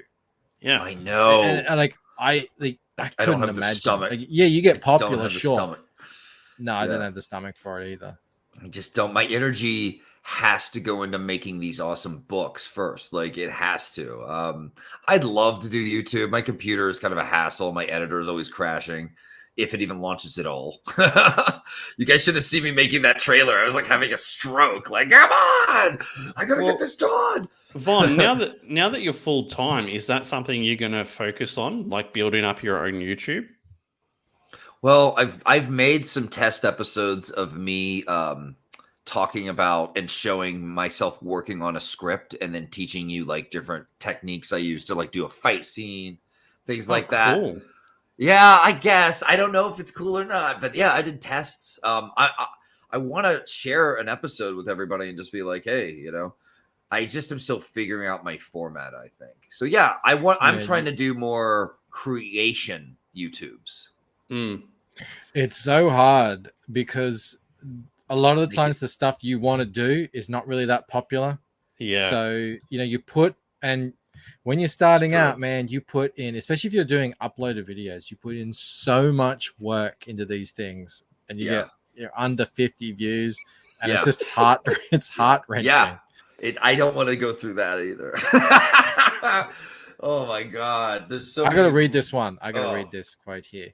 Hey Drongo, it's fair dinkum. You'll go mad rooting a jumbuck with the bin chicken, mate. And a bag of gold. Didn't really make sense, but I like it. And me, Antoine. He says, get over it. I've unsubscribed from a lot of folks because of the negativity. Now I'm just watching Bancroft Weathers and a couple of others. Yeah. Man, this is you have to understand, like, you guys get it too. COVID, like, we're all more on edge, and it's had a profound psychological impact that they're going to be talking about and studying for decades to come. And like, it's made me more edgy and with people and less patient and less even wanting to go out into the world, man. It's been hard. It's been hard. Everything's changed. Dark times, dark, fearful times, man. So I think it's maybe more important than ever to focus on fun times in creation with all these awesome artists in CG. Like, we have something really great going here. Terror in the Trenches doing this well shows that there's something still brewing here. You know? Well, the fact that you got like 1,100 signups was bananas. That's crazy. Yeah, because there's and that's a valid concern. Like, I know we all say grab an oar and everything and build your audience, but you don't necessarily have to build your audience on YouTube. I think YouTube is still the best bang for your buck in terms of numbers. I've got 2,800 subs on YouTube now. Like 2,800 subs on Instagram is nothing. It's nothing. Like, it doesn't do anything for you. 2,800 followers on Twitter is actually fairly decent, but you know, Facebook or 2,800 followers on TikTok apparently doesn't really mean anything. And I say that because I couldn't get there. But you know, you can also get email subscribers. Rob, you have a bunch. I'm sure you have a bunch now, Von. You can just get people who follow your work, you know, who are interested in what you're doing. That's another form of building your audience. Yeah. So, and you know, as this thing grows and more people are attracted to it, we're seeing that all the time. New creators coming in. We can't all have big active YouTube channels unless we somehow at the same time manage to get another couple of million people coming in as fans. You know, this is not enough time for everyone to watch. So yeah, Clink did a video on this today actually about Terror in the Trenches, you know, how this is a really positive thing. It just goes to show that, you know, a guy like Von can do what he does, and then the network, the fan group, and his audience all working together can make it so that he can put out a book of this caliber, and it all works and is worthwhile. Von is, I don't want to say lucky, but he's got an advantage over a lot of people that he's really good at promoting his own work because he's excited about it. Dude, I'm doing what I love for a living. Yeah. Like, you know how long it took me to get here? You know how much I failed? You know how much I fell on my face? Like, it's Miller time, dude. It's time to win. It's time to kill it. It's fucking time. Like, this is like, what am I going to do? Mope my way through this? This is like, I'm making a Black Terror book. And it's like one of the most badass things I've ever seen in comics, man. Like, this is it. This is Bruce Timm on steroids, and I'm getting to make it. Are you kidding me? I'm working with Monica McCagney. Kelsey Shannon's drawing posters for me. Like, this is a dream. It's a dream. So, like, Yeah, I'm not Mr. YouTube on there at all. My Instagram is for shit. My Twitter following is pretty cool. It's pretty rad. But like, I have a Substack. You're a top-notch Twitterer. Like, Yeah, I'll you're give you good. that. Yeah, You're, but that's you're a A+ miserable Twitterer. existence. No, you Yeah. do well with it. You don't. You like I have it's fun your with it. your Twitter is fun. try. Like Sierra Whiskies. Here's another one who kicks He's ass good. on Twitter. He's Yeah. very clever. So you It's guys, fun. yeah, you do it really well. So not many people do. Not many people can say they do Twitter properly. How's your man. Substack going, Vaughn? We have, I think, at least 11 paid subscribers, and then like I think a little over 100 just regular subscribers. It's nice, man. This is cool. Yeah, I love that. People like really getting into some of my articles and my tutorials on there. I do tutorials that are really fun. See, before I did Comicsgate, and I started doing the new version of Monster MD with Monica, it was I was in school to get my master's and teaching certificate at the same time. I was going to be I wanted to be a screenwriting teacher. So there's this side of me that loves teaching. I remember when I was in preschool, one of the things that got me really into art and probably had like a big, profound impact on me. Like, you remember like in Last Crusade, Indiana Jones, where young Indiana Jones meets the dude with the jacket and the hat, and you see how it had an impact on him. It kind of influenced him in his look. Well, like as a kid in preschool, this really weird, lanky, gothy artist came and taught us all how to sculpt. And he was like this really chill dude, total artsy guy. And he and I ended up just sculpting like one-on-one while the other kids went out to play. And it got me into art more. So, and it was also like, he wore like the black shirt with the ribs, the glow-in-the-dark ribs on it. I was just like, this dude's too cool. Like, this is what it's the 80s, and I just want to look like this punky gothy dude when I grow up. You know what I'm saying? And so, like, yeah, that type of stuff had a profound impact on me. It kind of led me to this. I also think B Rose has been somewhat impressive, Bancroft, with his letting us know that he's launching Cerebum. It's on the 22nd, isn't it? If I'm not mistaken. It's about time. And that's pretty good for me, man. For someone who doesn't really listen that well, if I've got the date right, he's doing something right. Cerebrum. Mm-hmm. It's affectionately named Cerebum. Medulla Yeah, oblongata. Finacha went onto a stream once, and he was trying to promote it, and he kept calling it Cerebum, and it just stuck. Cerebrum. You know how these things work. Yeah. It looks really good too. He got man, an amazing colorist on it. Yeah. Bring it up, Rob. Yeah. You bring it up. You bring it up. Fine. Sweet. Oh. That is one thing that creators really need to work on though. Like if you can't do the YouTube thing, which like I get, like there's only a certain amount of hours in the day. Maybe you suck at talking to people or you have no ideas. But you can do a mailing list and you can build it up and you can get really good results. Like I sent out an email today and I got 2 more backers. So it's just, it works. Build that thing up. Get on yours, Bancroft. Make it happen, mate. I don't. I want to launch a mailing list and everything when I'm a bit more confident. I know exactly when it's going to be launching and everything. Mm-hmm. Because I do feel like there's a certain momentum that is attached to this stuff. B Rose does not have the Indiegogo in his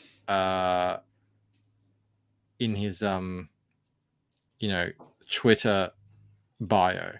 That annoys the hell out of me. It really does. It grates on me. I'm scrolling down B Rose's Twitter feed trying to find a link to his Indiegogo campaign. I should never ever have to do that. Don't even start me. 100% correct, dude. We should just criticize everyone's campaigns to help them. Am I on the wrong? Your Twitter is Black Rose Comics, isn't it? Is there a different one?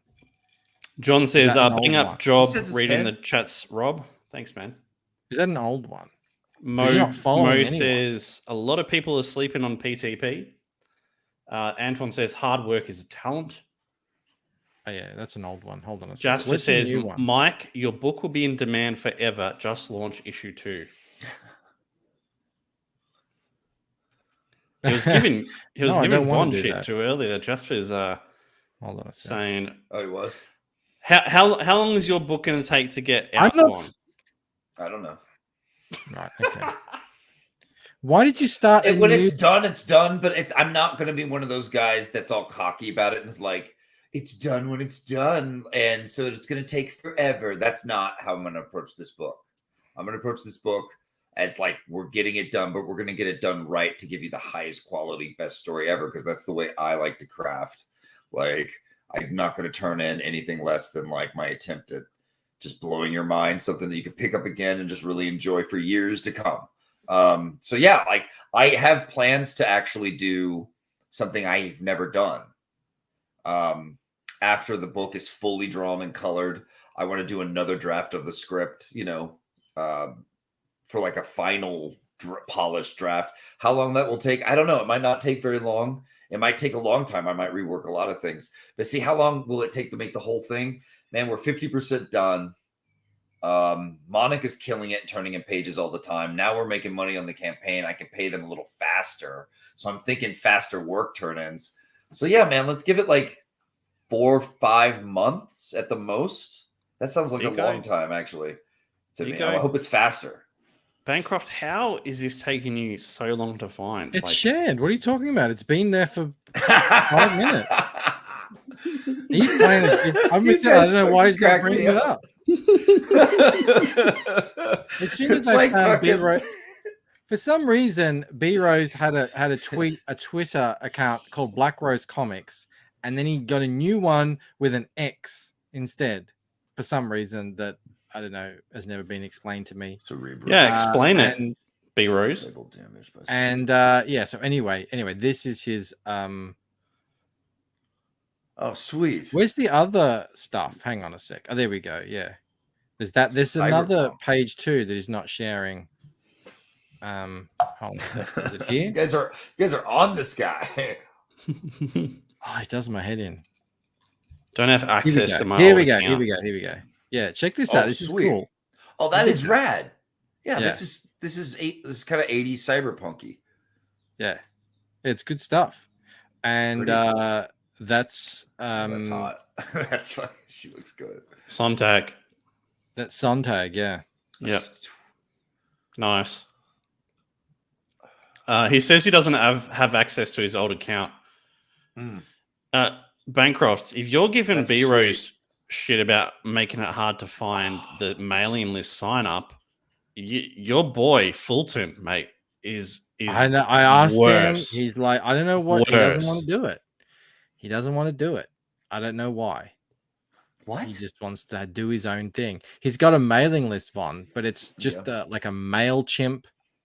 Yeah, let me bring that one up. It's so bad. Like he was on mailings the other day, Von, right? And you know mailing, he'll get like 200, 300, 400 people in there. So I was scouring Twitter and go, let's get Joe some sign-ups. I'll find his mailing link and I'll chuck it in the chat. I had to go to his YouTube, into his about section, and it's right down the bottom. And then it takes you to the MailChimp sign up. And do you think like the page is going to blow your socks off? Like, are you expecting some terror in the trenches level artwork for this sign up page from Fulton? No. Insert email. There you go. See, guys, we don't all have the gift of like how do we present this and get those balls blue. It's tough. Yeah, and like I thought this would just be like a temporary thing. I mean, Joe has a lot going on. He's super busy. There's a lot of work involved. But is that on AOL? But yeah, Joe has a logo now. He's got pages. he could set up a proper thing now. But I think he doesn't. He might be doing the same thing where he's actually unsure at the moment of exactly when he'll launch. But this isn't a launch mailing list. This is just get on the Outliers mailing list. Like it's two different things. Yeah. Anyway, sign up to Outliers. It's looking great. I wonder if he got any sign-ups during the other day. He did. He did. He got not even a logo. Not even a logo. That's hard to look at, mate. That's hard to look at. I think you should do a whole show on it and just drag Joe through the ringer. That would be entertaining. I could never do that to Joe. Like I turn in a logo when I start showing things to my artist for my comics. Like I always like to have a logo when I start writing the script. It's like my nerdy way of giving myself a goal. Because it's like if I finish the script, then the logo becomes more real. Like it becomes more realized. I don't know. That's why I make them. Has Joe shared his logo yet? No. Because I did his logo. Yeah, he has. Yeah, he's shared it publicly, I'm sure. I want to... No, the new one that I did. The one that I did. I want evidence that he shared that before I show it. Hey, it's Joe here. I have totally shared it, yes. I don't think I've seen it around. So I'm not going to share it. But yeah, he's got a logo. Is it good? It's bloody brilliant, mate. What you do with anyone my who asks me, logo. anyone who knows me, like knows don't come to me asking about logos. Like that's like you're my brother's a doctor. Go over to him and ask him about your mole. Like he does that at work. He doesn't want to do it for his friends, kind of thing. But that's just what happens when you do a profession and people know it of you. They ask you, "Oh, can you do that for me?" But I was like, Joe, I can see that there's there's an issue here. You need to have an amazing logo. You need to have the logo that you want. And it's so like I came out of logo retirement for him. It's like when you're a happy endings massage person. You don't want to go around giving happy ending massages to your friends. Is that what you're saying? Don't give him a pity laugh. That was awful. That was so contrived and strange. I was just laughing. I thought he was just going to unleash some of his knowledge of like happy endings on us, and I was like, "What? Is this what Rob does to relax in between?" I entertain myself, man. Replications. What you did with my Replicator logo looks fantastic, though, Bancroft. That really kicked it up to a whole new level. I didn't know you did logos, Banny. I don't. I know you're not. You're retired again. Yeah. I like doing my logos, but I do work with some awesome artists too who help me out with some. Crackhead says he saw one a while back. That's good enough for me, Bancroft. Oh yeah, he shared the old one, but we made a new one. No, he hasn't shared it. I'm looking. He hasn't shared it. If he'd shared it, we would have shown it on the stream. There's no way. Why don't we just share it for him right now? No. Okay. Bancroft, what did you think of my logo from Antoine? I like it. I like the feeling of it. There may be a readability issue. Oh. Way just to throw but right I think we've bus. mentioned that. I think we've talked about that, Antoine, if memory I'll serves show a me cool correctly. logo. Yeah, bring up Antoine's logo. David I love says, this one. This one's awesome. But you can't like read this. You can't read that. There's no letters Yeah, but there. that's the symbol from Red Empires. I just got this tonight from my nice guy, my logo friend. He kind of made this in celebration of the fun launch, so I thought that was kind of cool. That's like a 90s John Woo kind of action movie logo. Stallone. Yeah. David Feed says, Von did my new Red Eyes logo and it's freaking rad. Yeah, that was fun, man. That was a cool logo. Should I go find some Red Eyes? Okay. Mobig says, I like the feeling of it. Bancroft said the same thing about Rod. Dave says Rob cracking hang himself on, up is the best, Rob. Antoine, you're the same. I can't find. I like when I want to go to someone's page. I just want to get onto it. I mean, he might not want to. He might want to separate his Twitter from his comic stuff. But yeah, it's not. This was, There's no link. That's a great idea. Rate Anyway. Antoine's logo on a scale of 1 to Reaper Destroyer. This was the one I did for Red Eyes.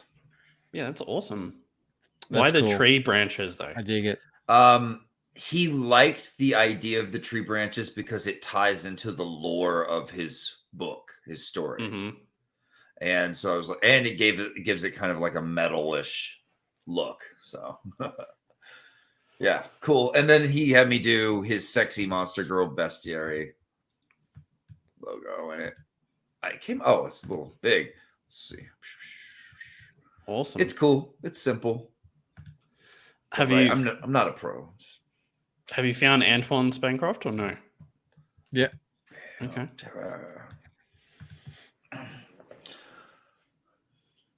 Yeah. Red okay. Empires, Frontiers. Personally, I wouldn't have the texture. Yeah, the in brush there. steel. Yeah. It's when it comes to logos, less is always more. And if there's an opportunity to get rid of an element in a logo, I'll take it. On top of that, he's got a red sort of. I don't know if you guys can make that out. Very For some thin, reason, very my- thin. Should this Bancroft, thin correct me red- if I'm wrong here, but shouldn't It's like a glow almost. shouldn't like the that red. Frontiers be in a different font to the Red Empires? Not necessarily. Not Doesn't necessarily. have to be, It do- but maybe for this type of font, it might benefit for readability.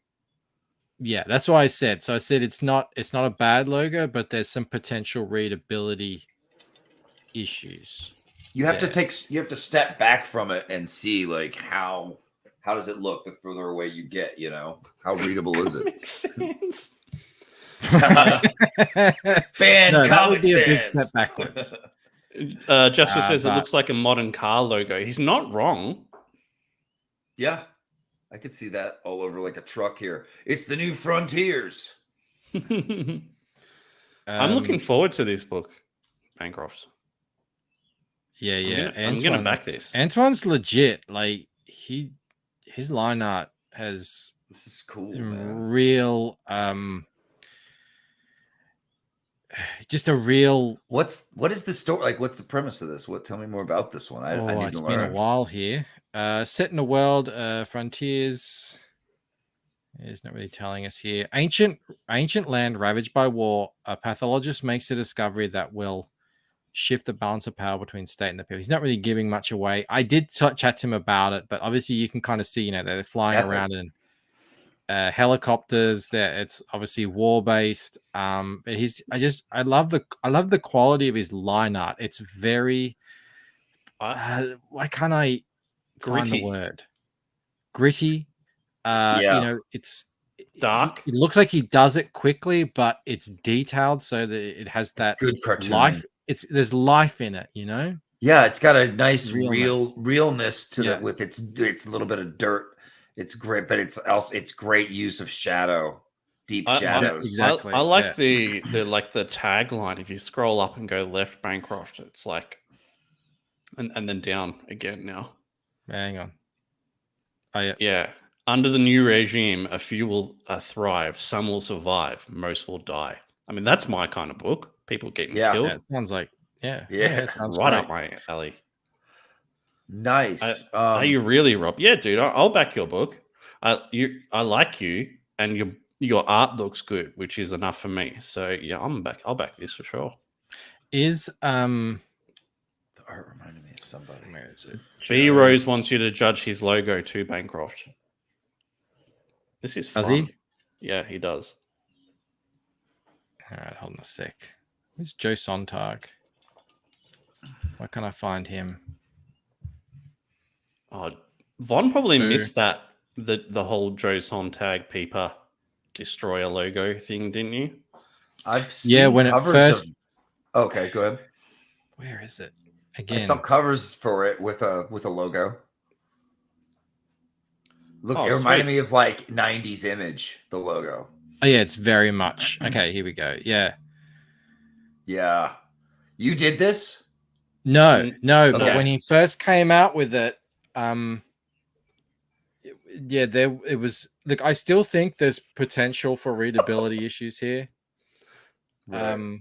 It's let me hard just to get tell. this Bancroft first, because Bretsky the Great says back at 304, love Monster MD, can't wait for this. It looks great. Thank you. It's hard to tell with readability issues when you know the word and you've seen it so long. So, but yeah, P-Pack Destroyer was the sort of joke that was going around. He did work on the R, the two R's. You got to explain it, because when he first showed everyone, that little hook on the R was not there. Yeah, I know. I can't remember exactly what it looked like, but it was a lot more diminished. And I'm trying to look with that moon behind it, I would either line it up perfectly or offset it. The fact that it's sort of almost lined up but not quite. Tangenty. A bit tangenty. But other than that, no, I think it really does fit in with the whole, 90s, 90s, gritty superhero look that he's got going here. Yeah. So it looks like the character in ways, with the lines that you see on the character and the sharpness, the danger, the claws, all that shit. He's got the extra sharp cloak that is great, thanks Todd McFarlane. And so it's really like hitting in the, so the logo definitely reflects that, the 90s of like gory, bloody, kick your ass, new breed of hero. It's cool. Mo says, Rob, what did you think of my tagline for Erich Koomster's book? One enters the womb, the rest will meet their doom. But if I had to give my professional final opinion on this, I would say it still needs some refining. There's kerning issues. Like this is essentially, I mean, I don't know if it is, but it looks like it probably is, essentially a custom font. So you can kind of do what you want with it. I think there's way too much kerning. Yeah, there's way too much space between the A and the P compared to other things. The Destroyer, I would probably change that.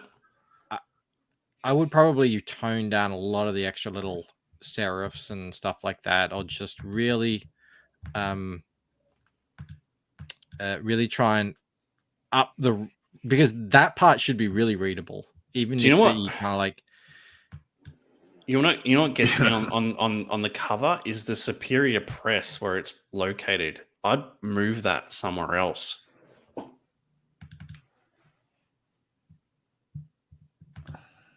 Nah, just me. I don't want to. Do you want to see like do I have like a sheet of like logos I did of all these things I like plan to do in the future, but they're not done? Yeah, I could show this. This is so funny. Like, this is what I do. This is what I make logos for things that aren't even real yet. And it gives me like this. Oh, wait, no, I can't share this. Can I? No, because Eric and I have plans. I don't want to piss Eric off. Dang it. But yeah, I was going to share like all my logos. Yeah, share it. Eric's not here. He won't care because I think we've talked about this before on a stream. Okay. Okay. So these are like logos for different, like, right. It's like plan titles. It's like your dream. It's more of like me just dreaming. I can't. Okay. Sorry, Eric.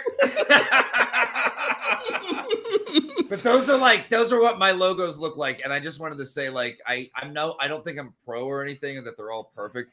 But like the more simple and bold you can make it and readable, the better it is for a comic book, I think. Like it's okay to be simple. Why is it purple? I like purple. No, the purple's good. Mystery. Purple's good. Purple's good. It's a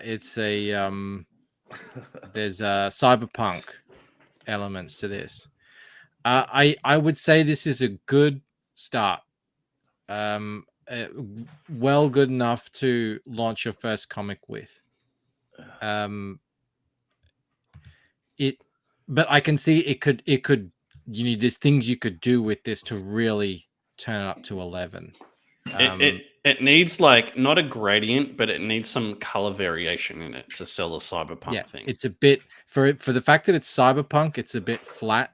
And I actually like if this were my logo, I could do it, but it's not really my specialty. It's the things. It's sort of like almost video effects.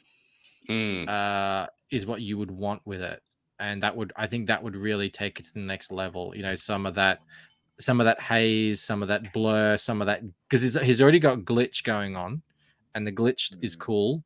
But I can see this isn't a custom font. This is a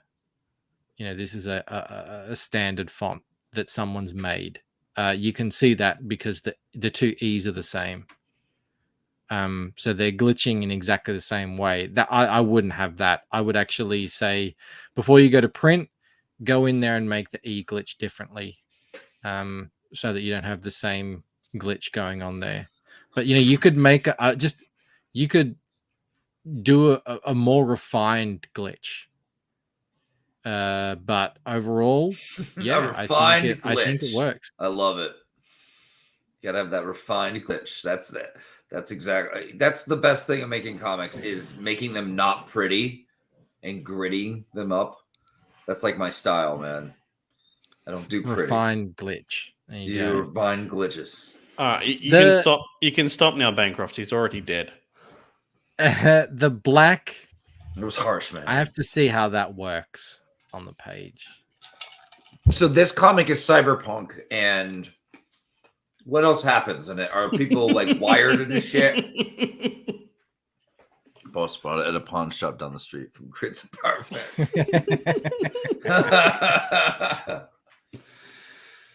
There's something about it that looks like 90s movie. Yeah, I could see that, like Johnny Mnemonic, or there's a whole bunch of that sort of stuff. Bancroft, wouldn't you do the glitchy part in a different color? Wouldn't that make sense? It's not about that, Rob. It's turquoise. Yes and no. You would do, if I were to do this, I would kind of like use this as a starting base and build something with a bit more life in it. And by that, yes, that would probably introduce colors and tones and effects. I'd like to feel more about what this book is about through this, and even in a small way. Even if it's as simple as like connecting each of the letters with a little wiring, something like that. Yeah, that adds to the punk quality. I would, and the neon quality of the streets. Yeah. You know what I mean? The book like this, yeah. For a book like this and the aesthetic like this, I would go to movie logos. Like, yes, they're the guys who are spending the most money on their logos, and you can't do that for every logo because movie logos have a certain aesthetic to them that you don't really want to put onto everything. Sometimes you're better off going to comic books to find a kind of logo inspiration. But I think for this one, go to movies or maybe potentially even good TV shows to find what they did, and sort of you see how you could push this further. Definitely. But here's the thing: cyberpunk is like, we'd expect a logo like this. Try some different versions and put them all on the same page next to each other, and try some versions that are outside the box. Call them your wild card versions, and just see how they look amongst the other ones. Like, even if it's like making the font more clean and nice, almost like just kind of sleek, and just seeing how it looks,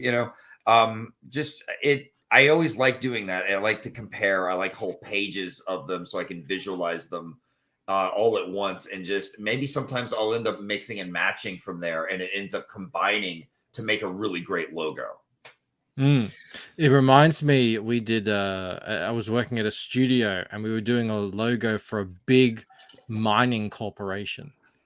Man, we had a whole wall, like an entire wall with A4 pages, and each A4 page is its own logo, different. The whole thing. So there would have been 150 friggin' logos on the wall, and we just walked around and were like, what works and what doesn't. Hey, what if we kind of melded these two together? And probably not going to do that for your comic book, but do it at a smaller scale, maybe just 10 or so logos or whatever. So I mean, the important question is, Bancroft, what would you rate this out of 10?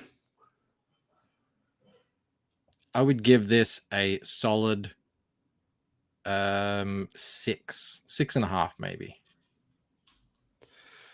Antoine says, Replicator, I sent you my alternate ad spots. What do you guys think?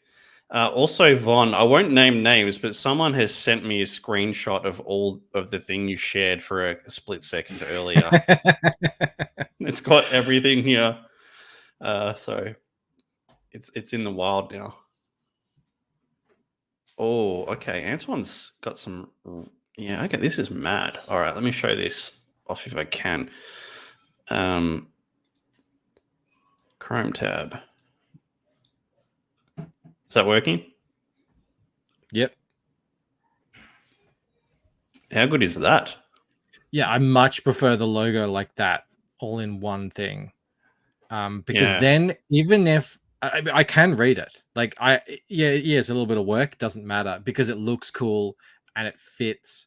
It's a graphic element in and of itself. Is it too stretched, Bancroft? Is it too long? Maybe you could look at options for that. Yeah, you could do that. I probably would do that actually, because a really long horizontal logo is a bit limiting. But I think this is great. Like this, I would definitely stop and look at this, which is the point of an ad. I like how long it is because it's like limiting the people. It's coming down on them huge, like a rod. You know what I'm saying? But like for real, it gives it a very fascist quality. And I like that. Mm-hmm. Yeah. It's like oppressive logo. What okay. All the way across the eagle. What would you give Antoine's logo out of 10? That eagle looks haggard. It's a great eagle, isn't it? Yeah, like that's a top-notch eagle. Look, like how it is on the sign-up page. It's really cool. It's dramatic. Maybe a 4.5, but how it looks here, it really works. Like I wouldn't even think about it really, which is what a good logo kind of does. It's just a good logo. It's in its environment, and it works and it sells the feeling. Von's exactly right. It looks fascistic. You get a feeling that stuff is going on here. So I don't know. And it makes you interested, like the instant drama and conflict just from design choices, which is great. Probably the same. You know what works better? It's flat. There's not like chrome. It's flat. There's no weird little. He's taken he didn't overdo it. He's taken elements out of it. There's no red line anymore. There's no chrome on it. Yep. I would also just look at a version of this with the text normal, not on the angle, and just see how that works. That might make it actually sort of sit outside of the rest of the layout, so it's like it's kind of sitting on top of it almost. I would just check that out and just see if that works better. Show it to some people and see. Well, what? Okay. What would you rate my logo now?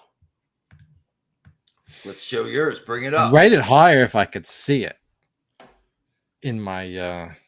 Are you bringing it up, or do you want me to? No, you bring it up. I'm getting DM attacked at the moment. Is that still sharing? Maybe showing off stuff. What do you mean DM attacked? Well, people send me DMs. That's to see stuff. All right, hold on a sec. Replicator. It's been a while since I've been in the old Replicator 3 folder.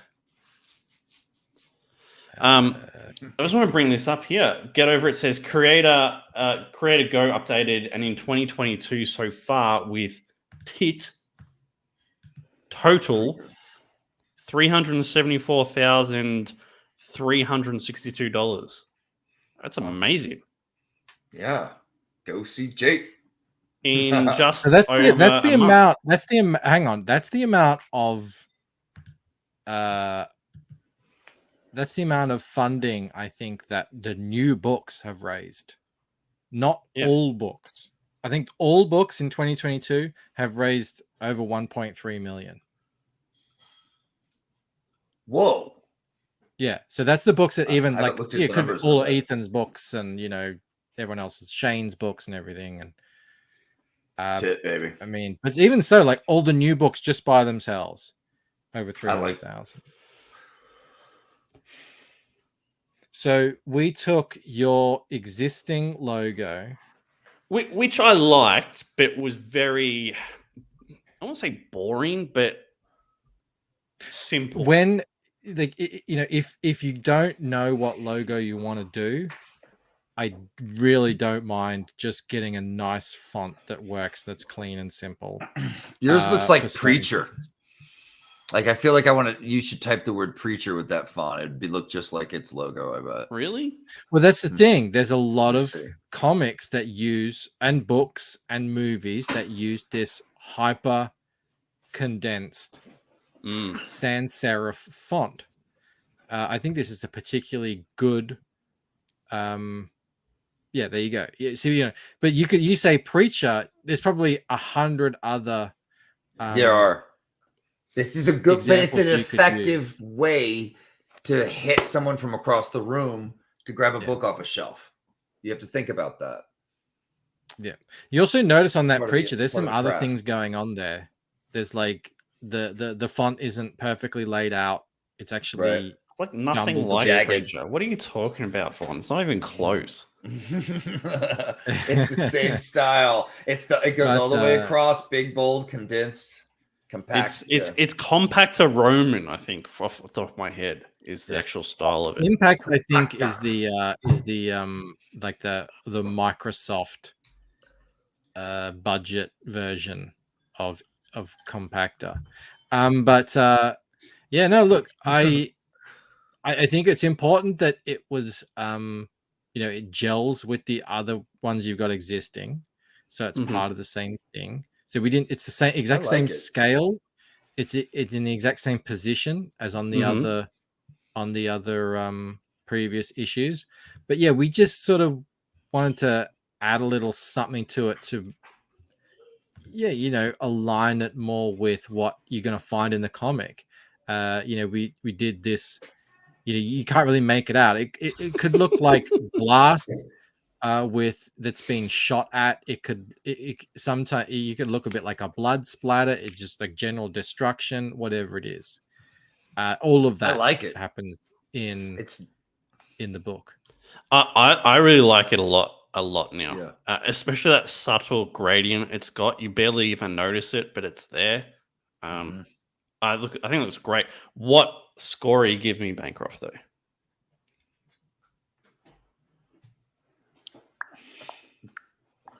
I would give this a 7.5 to 8 out of 10. Whoa, that's pretty good. Yeah. Hell yeah. Take that, I like Antoine. I do like simplicity B-Rose in a logo. I think the logos that you get up into the 9s and 10s are usually ones that they've been around for a few decades or more, and they have that like they've stayed the test of time and they've collected cultural baggage along the way that is sort of attached to that logo. That you just can't get when you make a new logo, even if it's as well resolved as all the others. I know. Compare the original Wolverine logo to what they're using now. It's night and day. Amazing Spider-Man is a perfect example. It's just it's very of its time, but it's so iconic, and really hit well. X-Men is another one. Superman, obviously. Oh yeah, the X-Men logo. I love that logo, man. You can't change that. Mo's on fire tonight. Mo's on fire. He goes, whoa, Rob blew B-Rose away. It's the first time I've had to add that last word. I just want to talk quickly, and then we'll can we bring back up Terror in the Trenches, actually, while we're here? Sure. I just want to talk about how amazing the CG community is, like the backers especially. I was talking to guys, like, obviously I'm doing fulfillment now, and there are some people, and we appreciate every single backer that backs even once. There are some people that back like 4 or 5 times the same campaign. Yeah, how I had some bonkers is that? They're just, these people are really supporting us and believe in us. Hail Nick Rose, notorious multiple backer. That name sounds we had familiar. Him. He would. You would have seen him, probably throwing out his back. I mean, he's in the Tiz-in chats.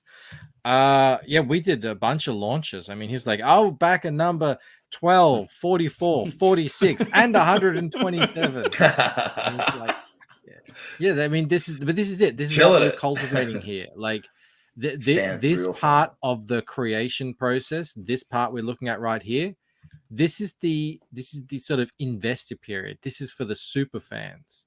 We're asking a pretty premium price, and hopefully, I mean, Von definitely is delivering a premium product for the people who are want to be in on the ground floor on the creation of this stuff. So it doesn't surprise me that people want to support in whatever way they're able to. This is indie comics becoming exciting, man, and interesting again, all over the place, and I get to be part of that, and it's such a freaking honor, like, to work with you guys and talk our shop behind the scenes.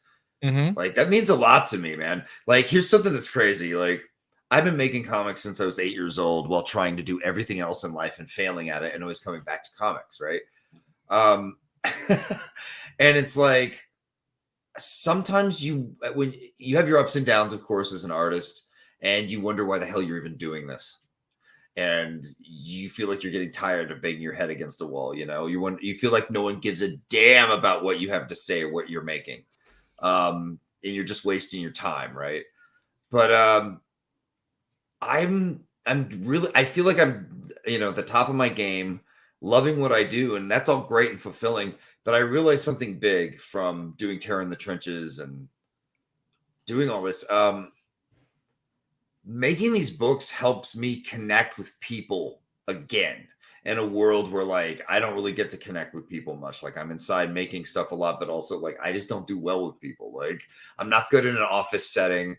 Like, I always end up, like, pissing people off and saying the wrong thing and, like, running my mouth or something. And I don't connect with people the way I want. Like, all my references go over their heads, whatever. It's just hard. And I'm just starting to realize, like, man, these books, like, they entertain people. They make you happy. They make me happy. That's why I'm so excited when I talk about them. So it's just like, dude, I'm literally connecting to people again through my work. And I didn't even think that was something that could ever happen with my work. I didn't really think about that. It's just kind of, I'm just realizing this. So it's crazy. I'm really happy with it. Yeah. It's crazy because, like, I have more fun hanging out in chats than I do hanging out with people in real life, and that might. Like, I dropped my kid off to kinder this morning, right, and I walked past a group of women just talking about their kids and, oh, my kid did this. I was like, oh my god, it is so boring. I'd much rather come in here and get yelled at by Mo and insulted. It's just so much more fun. Yeah. And there's no small talk. It's like, you catch up with people and they're like, oh, so what's been going on? You're like, oh, fuck. Who cares? I love getting to talk about art with you guys. Yeah. Totally. Who cares? Yeah. It's so true. It's look, I look at what's happening here, as I always used to read about, you know, the rock scene in California in the 60s or the 70s or whenever it was, or the art scene in Paris in the beginning of the 20th century, and just wonder, like, man, what must that have been like? You get to go down to the cafes in Paris, and there's all the great masters just arguing over, you know, who's the best painter or whatever. So whatever, that's how I envision it. I don't know if that's real, but this is how I see CG now. It's like all this stuff is happening. We're living in the middle of it, and if you can just embrace it and work with it and get involved in it, yeah, why would you do anything else? I'm loving this. I'm totally with you guys. This is what I want to do, and this is where I want to be. It's so much fun. Like before Comicsgate, it like making comics was just a grind, an unfun grind. But now, mate, it's so much fun. It's so much fun now. Yeah, I'm loving it. Yeah, you find that core, those core of artists, man. It's they become, you know, we support each other. We have each other's backs. You guys really came through for me today for launch day. I thank you for it. I appreciate it. Eric was amazing, as always. Was he? Like I had fun.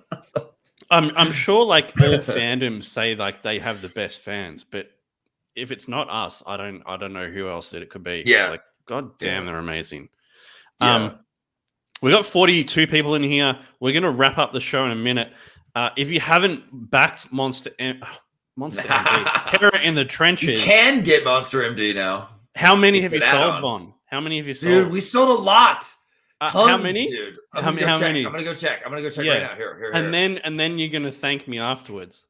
I'm sorry. I'm thanking you now. No, you're totally right. No, where is it? 34. What? That's a lot, dude. In one day. That's crazy. In one day. I was speaking of Von yesterday. I'm like, dude, people want to be able to buy Monster MD. He's like, no, I don't want to. You know, I want to keep this Terror in the Trenches because that's how I sound like I'm Von.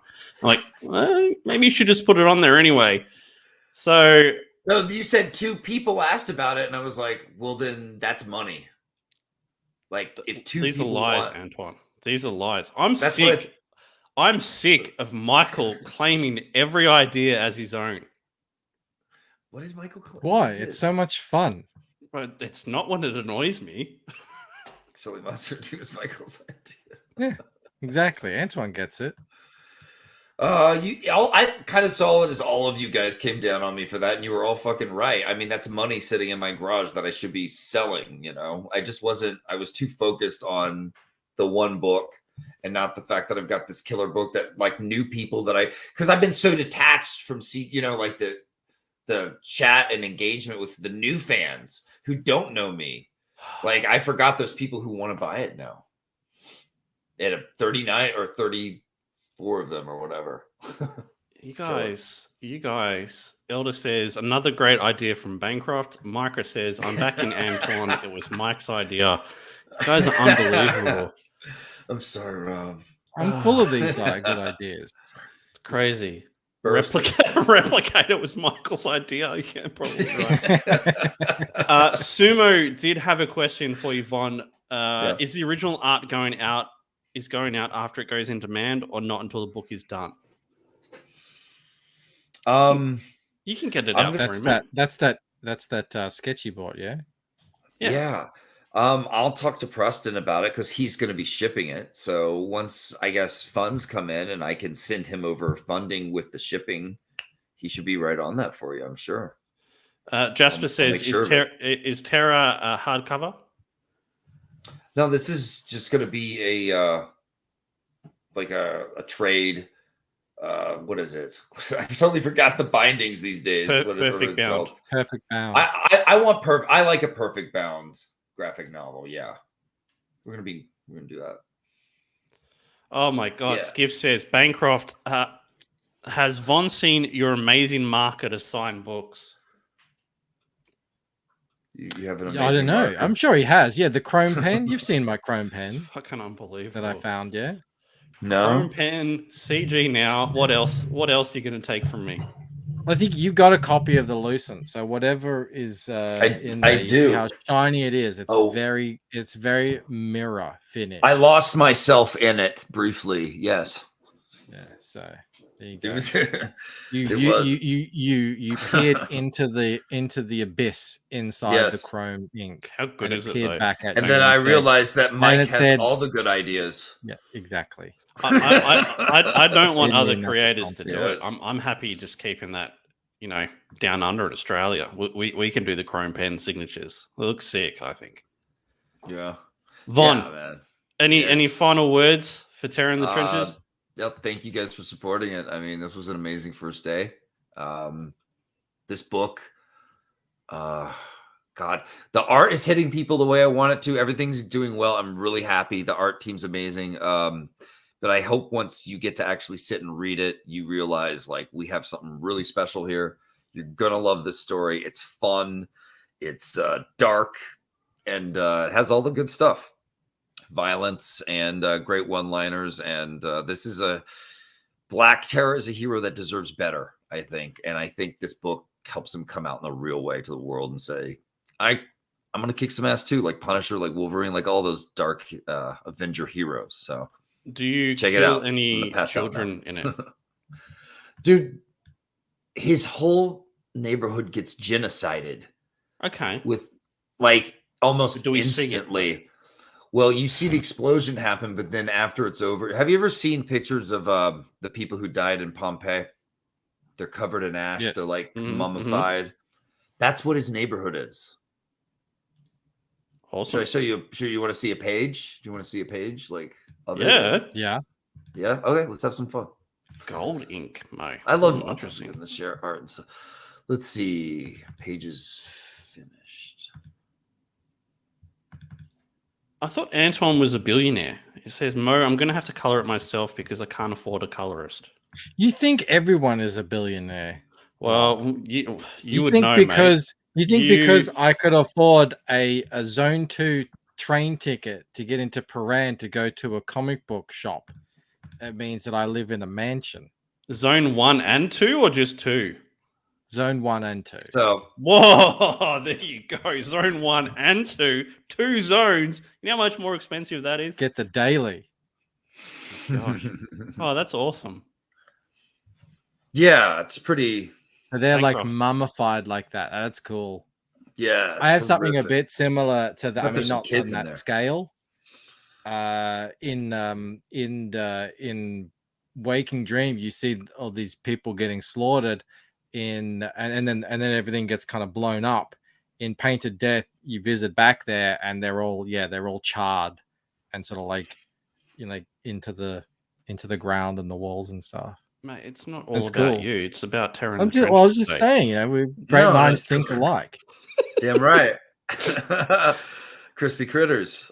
Bancroft, you got any final words as well?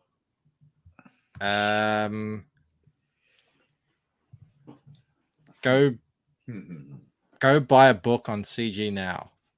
There you go. How is that going, dude? It seems like it's going gangbusters.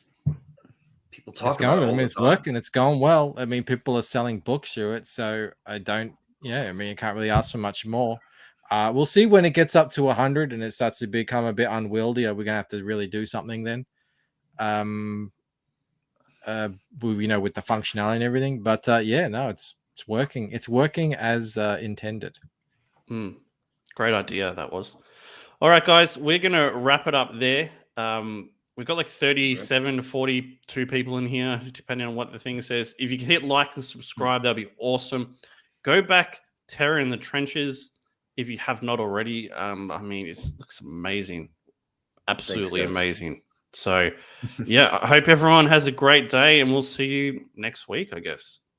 All right, catch you all later. See you then. Oh, should I do an outro, shouldn't I? Yeah, Ba-da-ba-ba-da-ba. Every week. I don't have. Oh, there we go. That's what we're going with. Thank you for being a friend. Travel